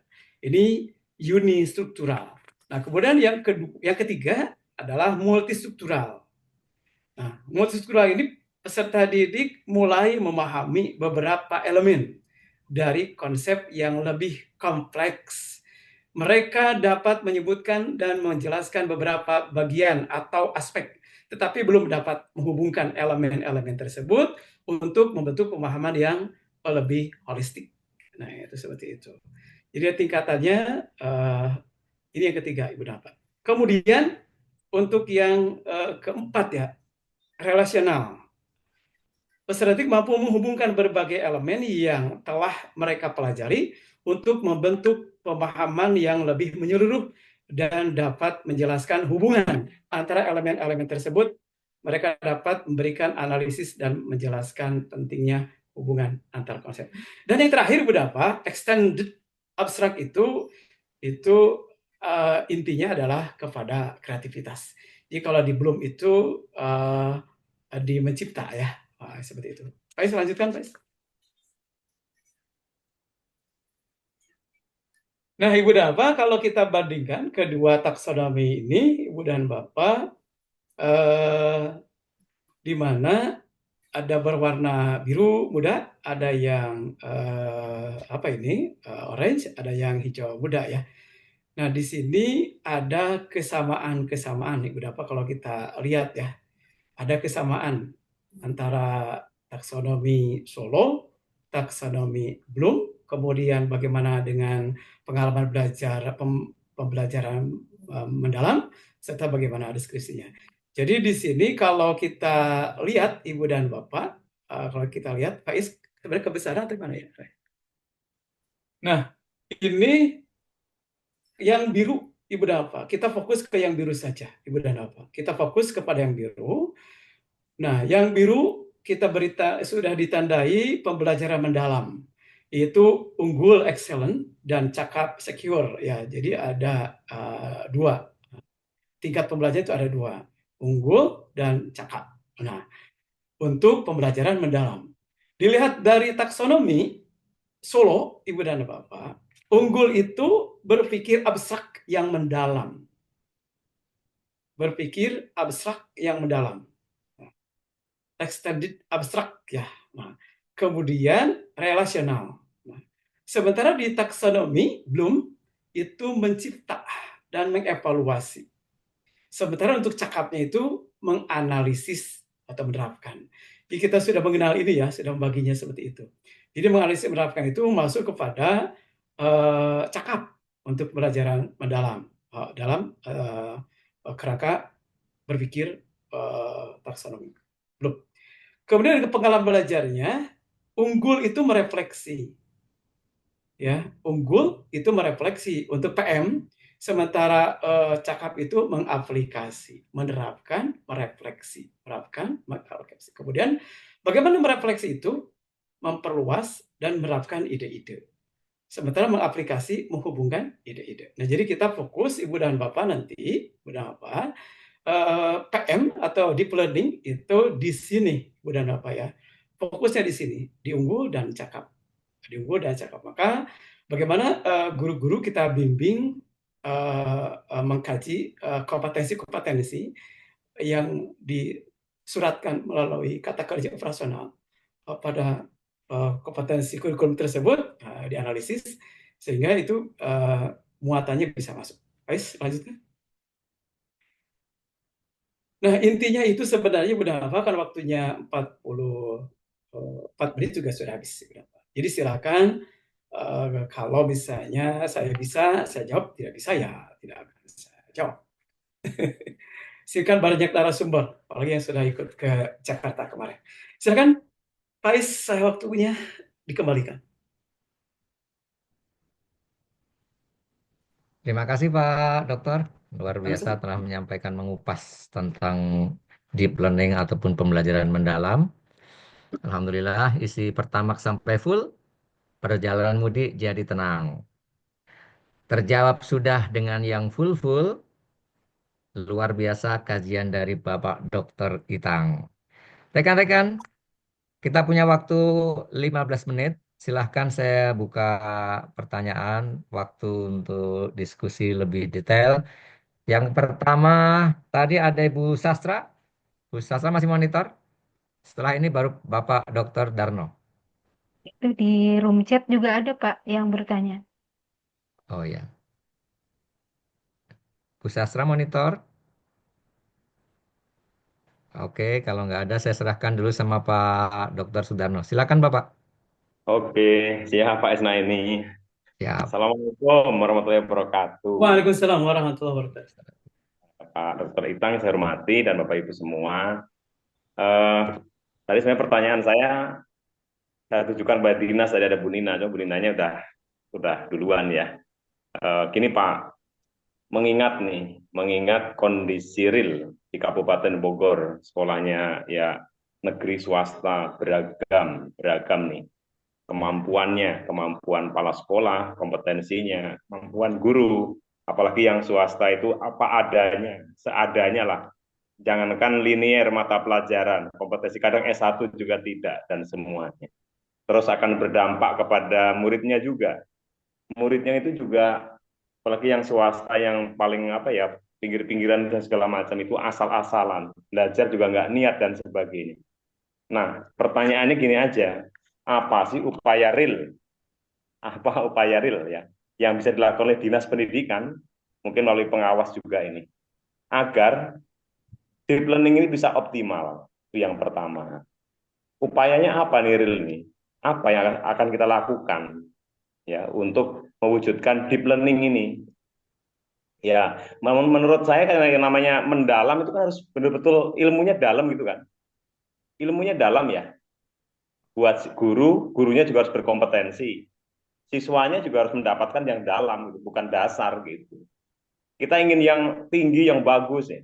Tapi keadaan lapangan itu seperti apa? Kita kunjungan ke lapangan kan tahulah kita pengawasnya seperti itu. Pertama. Yang kedua, boleh dua ya Pak? Satu Pak ya. Mohon maaf Pak Dokter, satu aja. Satu lagi. Ya. Oke deh, bonus deh. Ya, satu lagi. Nah, kan kita sekarang pakai CP yang terbaru itu ya. Nah, CP kita itu kan sudah dibatasi tuh. Jadi misalnya peserta didik memahami apa, peserta didik menganalisis apa-apa gitu. Nah, kalau sudah dibatasi gitu CP-nya, apakah nanti CP-nya berubah? Apa memang sudah segitu aja terus diperdalam bagaimana gitu kan? Nah, terus kita hubungkan juga dengan peserta didik kita yang inklusi dan sebagainya. Mendalam seperti apa gitu. CP itu udah cukup Pak Is. Makasih. Assalamualaikum warahmatullahi wabarakatuh. Assalamualaikum warahmatullahi wabarakatuh. Terima kasih Baik. Pak Dokter. Langsung aja Pak ya diskusinya Langsung biar takut menarik lupa. langsung. Ya takut lupa Takut gitu. lupa gitu ya. Ya, mangga Pak. Apa Baik, yang terima bisa kasih Pak Is, dilakukan? Pak Dr. Sudarno. Jadi begini ya teman-teman yang saya hormati sama Gakan. Saya tidak berkecil hati dengan kondisi. Halo? Saya tidak berkecil hati dengan kondisi begini. Begini maksud saya, teman-teman. Kita lakukan apa yang bisa kita lakukan, Pak Dr. Sudarno. Oke, Kita siap. lakukan apa yang bisa kita lakukan. Jadi yang pertama kita sosialisasi. Tapi sosialisasinya ini tidak bisa menggunakan PowerPoint ini. Kita lakukan sosialisasi, tapi kita lakukan sosialisasi menggunakan PowerPoint yang lebih mudah gitu untuk ini. Kalau misalnya ini bisa mudah, silakan. Tapi kalau misalnya perlu dipertajam, dikurangi hal-hal konsepnya itu dibuang. Jadi upayakan sosialisasi dulu oleh kita. Karena ini kan deep learning mau tidak mau akan nanti di tahun ajaran baru akan diterapkan deep learning ini. Jadi kita sosialisasi dari awal sekarang itu ke sekolah, di kumpul guru-guru, itulah tugas kita. Dinas pendidikan mungkin yang lain tugasnya. Tadi benda sebagai kebijakan. Tapi itu sekali lagi kita coba lakukan sosialisasi paling tidak meskipun tadi belum S1, tidak linear. Kemudian kita berikan satu contoh yang real mungkin bisa. Saya kira itu dulu. Jadi yang penting kita tidak pesimis ya. Kita tidak pesimis, tapi kita coba komunikasi, berinteraksi dengan mereka. Ini loh sebenarnya. Jadi hal baru tapi sudah ada dalam diri kita. Hal baru tapi ada dalam diri kita, tinggal kita bagaimana itunya. Nah, kemudian yang kedua tentang mendalam itu sebenarnya Pak, kalau kita memandang sebuah kotak persegi panjang ya Pak ya. Kalau kita memandang kotak sebuah persegi panjang. Kalau persegi panjang itu dilihat dari sisi jadi kalau misalnya ini ada ini Pak, punten Pak, ini ada kelihatan nggak ini? Kelihatan. Ini kan kalau pengetahuan itu dilihat seperti ini kan tidak mendalam ya Pak ya? Tidak. Bagaimana kalau pengetahuan dilihat seperti ini? Nah, Apa maksudnya? Jadi pengetahuan dari kompetensi-kompetensi sudah disusun tadi, Pak, kompetensi yang sudah disusun tadi itu kalau dalam matematika ada pemfaktoran. Ya, di matematika ada pemfaktorannya, Pak Is ya. Ada faktor-faktor, ada cabang-cabang. Nah, cabang-cabang inilah lebih kepada kompleksitas materi. Lebih kepada kompleksitas. Jadi pendalaman itu tidak lebar tapi dalam. Tidak lebar tapi dalam, artinya dibuat cabang-cabang. Gitu. Ya, semoga tidak memuaskan Pak Dr. Sudarno ya. Seperti itu. Oke, Mangga terima Pak kasih. Is. Terima kasih Pak Dr. Ipang. Memang Sama-sama. benar ini adalah masih awalan, masih ada tahapan yang harus kita kerjakan bersama-sama antara pengawas, kepala sekolah, dan rekan-rekan guru. Makanya nanti di sesi berikutnya, nanti dengan Bu Siti Maisaroh nanti akan kita perdalam bagaimana kita menjadi guru yang siap untuk melaksanakan pembelajaran mendalam ini. Ya, Teknik-tekniknya betul. segala macam. Mungkin pakai AI nanti ya Bu Siti Maisaroh mungkin ada hadir ini ya. Oke, Pak Dokter, saya minta izin ada dari room chat, ada dari Bapak Supardi, SMP IT Anawi Albantani. Beliau Hmm. bertanya terkait prinsip pembelajaran menggembirakan ini, Pak. Bagaimana kita bisa menyeimbangkan terkait dengan perasaan peserta didik, khususnya ketika mereka mendapatkan punishment karena kesalahan yang mereka lakukan. Gimana Ya, nih Pak? Mungkin ya, pengalaman Bapak terkait dengan saat pengennya kita menggembirakan tapi anak pernah mengalami apa ada hukuman tertentu dari kita gitu. ya sebenarnya kita sudah mengenal yang disebut dengan kesepakatan, komitmen, gitu. Jadi kita harus mengurangi sanksi, Pak. Sanksi itu harus kita kurangi, tapi kita kedepankan kepada tadi kesadaran, Pak ya. Kesadaran. Maka dari itu kita sudah mengenal yang disebut komitmen kelas atau kesepakatan kelas. Setiap guru menyusun, menyepakati dengan anak-anak apa-apa yang boleh dan tidak boleh dilakukan. Sekolah juga sama. Selain tata tertib juga menyusunnya seperti itu. Jadi kita mencoba membangun kesadaran dalam mengikuti semua aktivitas di sekolah itu tanpa ada sanksi, Pak. Tanpa ada sanksi. Itu lama prosesnya, pasti lama. Tapi kan berproses, Pak. Berproses. Nah, ketika berproses melalui komitmen, melalui kesepakatan, itu akan lebih bermakna. Dan mereka ketika sanksi itu sesuai dengan kesepakatan disusun, dibuat, ada sanksi, Pak, mereka tidak akan mengalami stres, tidak tertekan, karena sanksi itu dibuat dengan kesadarannya, berdasarkan komitmen dan kesepakatan atau kesepakatan. Kira-kira itu, Pak Is. Cakep. Istilah satu katanya konsekuensi kali Pak ya. Ya, itu. Saat melanggar dari kesepakatan maka ada konsekuensinya. Ini yang harus benar-benar kita tanamkan menjadi sebuah disiplin positif untuk anak-anak kita Pak Supardi ya. Ini ada satu lagi dari room chat dari Pak Debi. Ini terkait dengan pembelajaran berdiferensiasi nih Pak Dokter. Ya, Apakah masih relevan nih dengan pembelajaran deep learning ini? Mohon arahnya Bapak. ya. Saya menilai bahwa diferensiasi itu bagian dari diferensiasi itu kan bagian dari karakter ya Pak ya nanti. Karakter siswa dari kemampuan atau kompetensi, dari kebiasaan dan sebagainya itu kan. Nah, itu kan ada hubungannya pasti dengan joyful learning, Pak. Misalnya gini, Pak, kita memberikan tugas kepada siswa. Kan tugas itu bisa beda. Oh, udah, Tugas itu kegedean bisa dah. beda kan, Pak ya. Sesuai dengan bakat dan kemampuannya dan latar belakangnya. Ketika guru memberikan tugas yang berbeda, maka tagihannya pun akan berbeda. Tagihan ini, Pak, akan mendorong kepada joyful learning, Menggembirakan. meaningful learning. Tentu berkesadaran. Jadi relevan sekali pembelajaran berdiferensiasi dengan deep learning. Gitu. Setuju. Terima kasih Pak Dokter. Ini ada Sama-sama. satu yang resen lagi, Bapak Amdin Nukliri.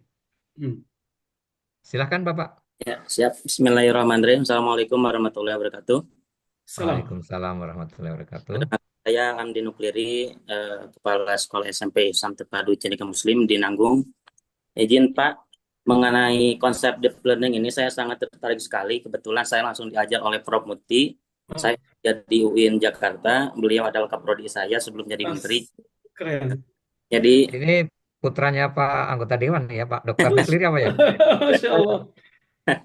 ya, izin Pak, Siap. mengenai konsep deep learning sendiri ini kan ada 3, yaitu terbagi ya menjadi konsep yaitu learning, terus meaningful learning.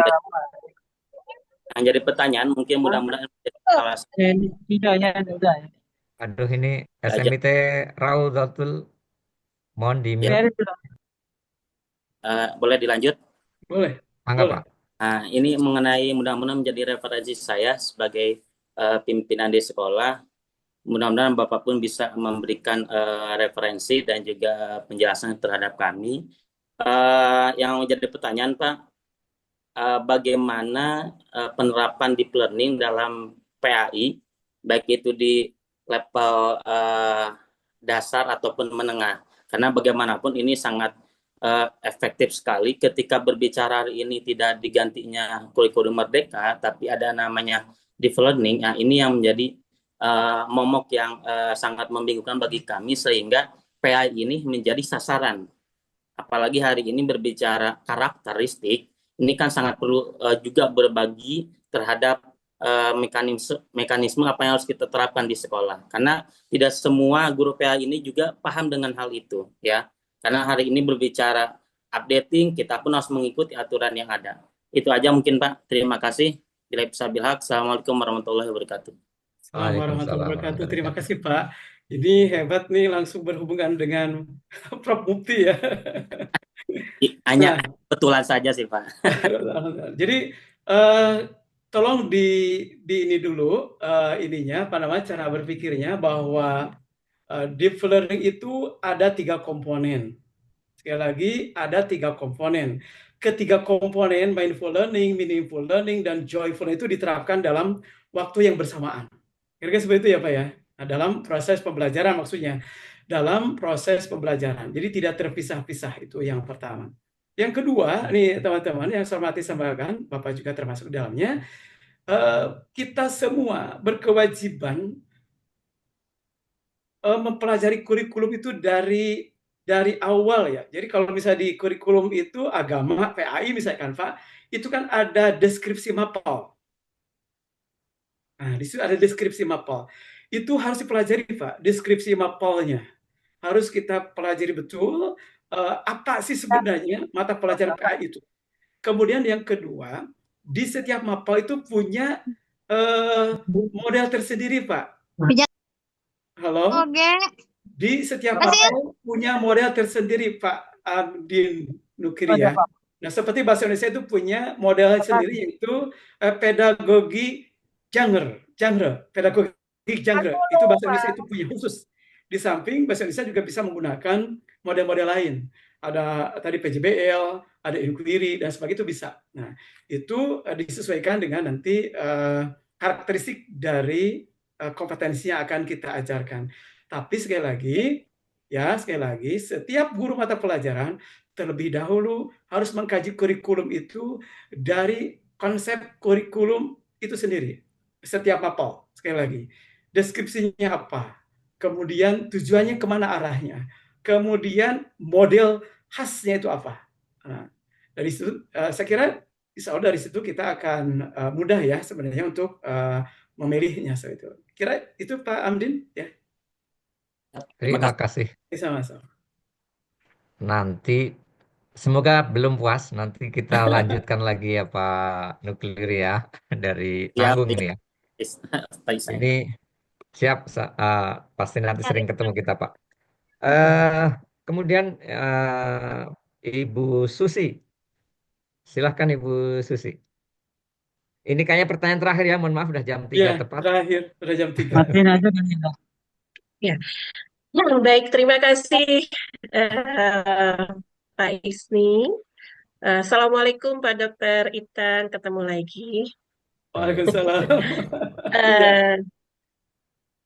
Ada dua hal sebetulnya yang ingin saya sampaikan, akan tetapi bagaimanapun kita menyajikan sebuah pembelajaran, lagi-lagi karakter yang harus kita bangun begitu ya.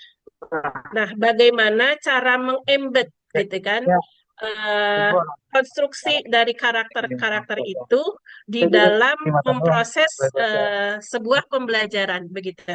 Seperti yang sudah diajarkan oleh Bapak kepada kami beberapa waktu yang lalu, mengembed shell social emotional learning ke dalam sebuah pembelajaran. Seperti itu.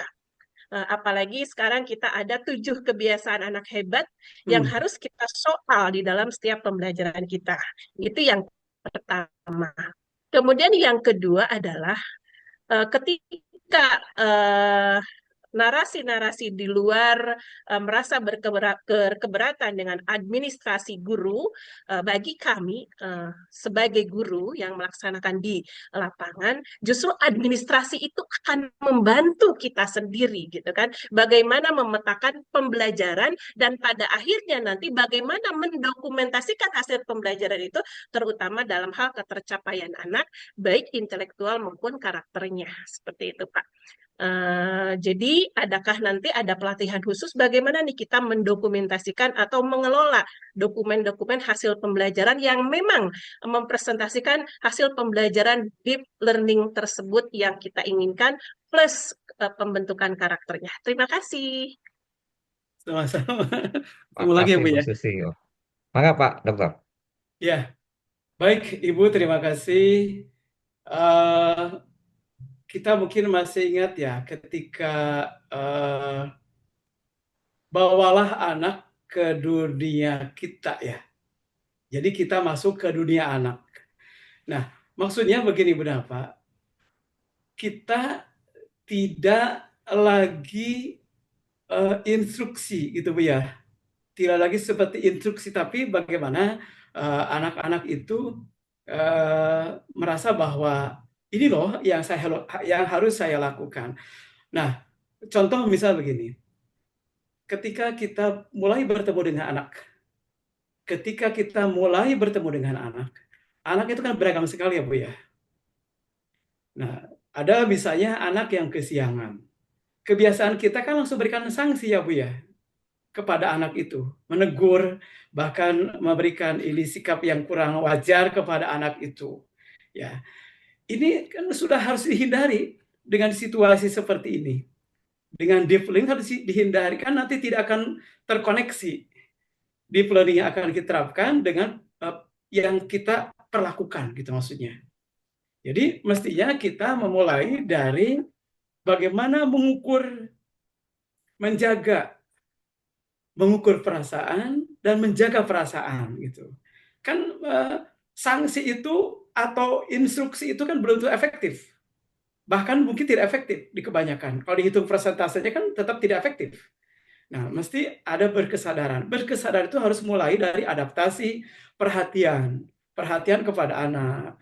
Jadi setiap anak kita diberikan satu sikap-sikap yang yang mereka inginkan, kira-kira begitu ya, seperti itu. Meskipun tadi di awal disampaikan tetap ada kontrol dari guru.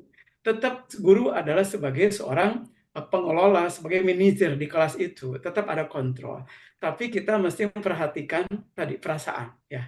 Perasaan, situasi yang anak sedang rasakan saat itu. Maka saya mohon maaf ya, di saya itu tidak ada sanksi seperti itu. Hanya ditanya saja mengapa kesiangan. Terus bagaimana ke depan? Gitu aja Bu. Mengapa kesiangan? Bagaimana ke depan? Nah, itu kan bisa tadi menyeimbangkan itu semua, saya kira itu. Nah, itu yang pertama ya Bu ya. Jadi kita coba membangun itu yang berkaitan dengan berkesadaran itu kan susah dibangunnya. Itu harus melalui perasaan yang mendalam dari kita semua. Kemudian yang kedua, administrasi guru itu setuju sekali sebagai guidance, terutama di modul ajar atau FPP ya Bu ya, sebagai petunjuk arah apa yang harus dilakukan. Susah menyusun modul ajar, tapi mudah dalam pelaksanaan pembelajaran. Jadi ingat oleh kita semua, susah merumuskan, menyusun langkah pembelajaran, tapi mudah nanti dalam melaksanakan pembelajaran. Lebih baik kita susah-susah buat raker untuk menyusun perangkat pembelajaran daripada itu. Meskipun saat ini sudah ada pengurangan, Bu, ya. Administrasi tidak lagi ada buku 1, buku 2, buku 3, buku 4 ya Faiz ya. Tidak ada lagi itu ya. Itu sudah banyak berkurang. Jadi hanya beberapa poin gitu ya. Paling banyak mungkin 5 atau 6 ya. Itu administrasi pembelajaran yang mesti ada. Ada program tahunan, ada program semester, itu harus ada. Ada apa namanya? ATP kan itu harus ada. Itu saya kira sudah berkurang banyak. Dan paling penting saya kira ATV dan modul ajar atau RVP itu saya kira sangat penting untuk disusun oleh guru sedetail mungkin. Sedetail mungkin sehingga itu bisa memudahkan dalam pembelajaran. Itu saya kira itu ya Bu ya. Bu Susi, terima kasih. Okay. Terima kasih, ini Bu Susi sudah berkesadaran ini Pak, perangkat segala macam. Dan tapi jangan khawatir, saya pegang tadi apa yang disampaikan oleh Pak Dokter tadi. Deep learning itu pembelajaran menjadi mudah dengan konstruktivisme. Nah, pembelajaran mudah itu tentunya dengan persiapan tadi. Kalau dibilang tadi apa bersusah-susah dulu untuk membuat perangkatnya, baru nanti enak mengajarnya. Sekarang sebetulnya ada AI. Jadi ada AI memfasilitasi, tetapi kita harus siap memverifikasi. Nah, saya yakin teman-teman semua akan penasaran bagaimana nanti praktiknya, strategi apa yang tepat dalam pembelajaran di kelas. Nanti akan dikaji lebih dalam lagi di pertemuan Kombel selanjutnya.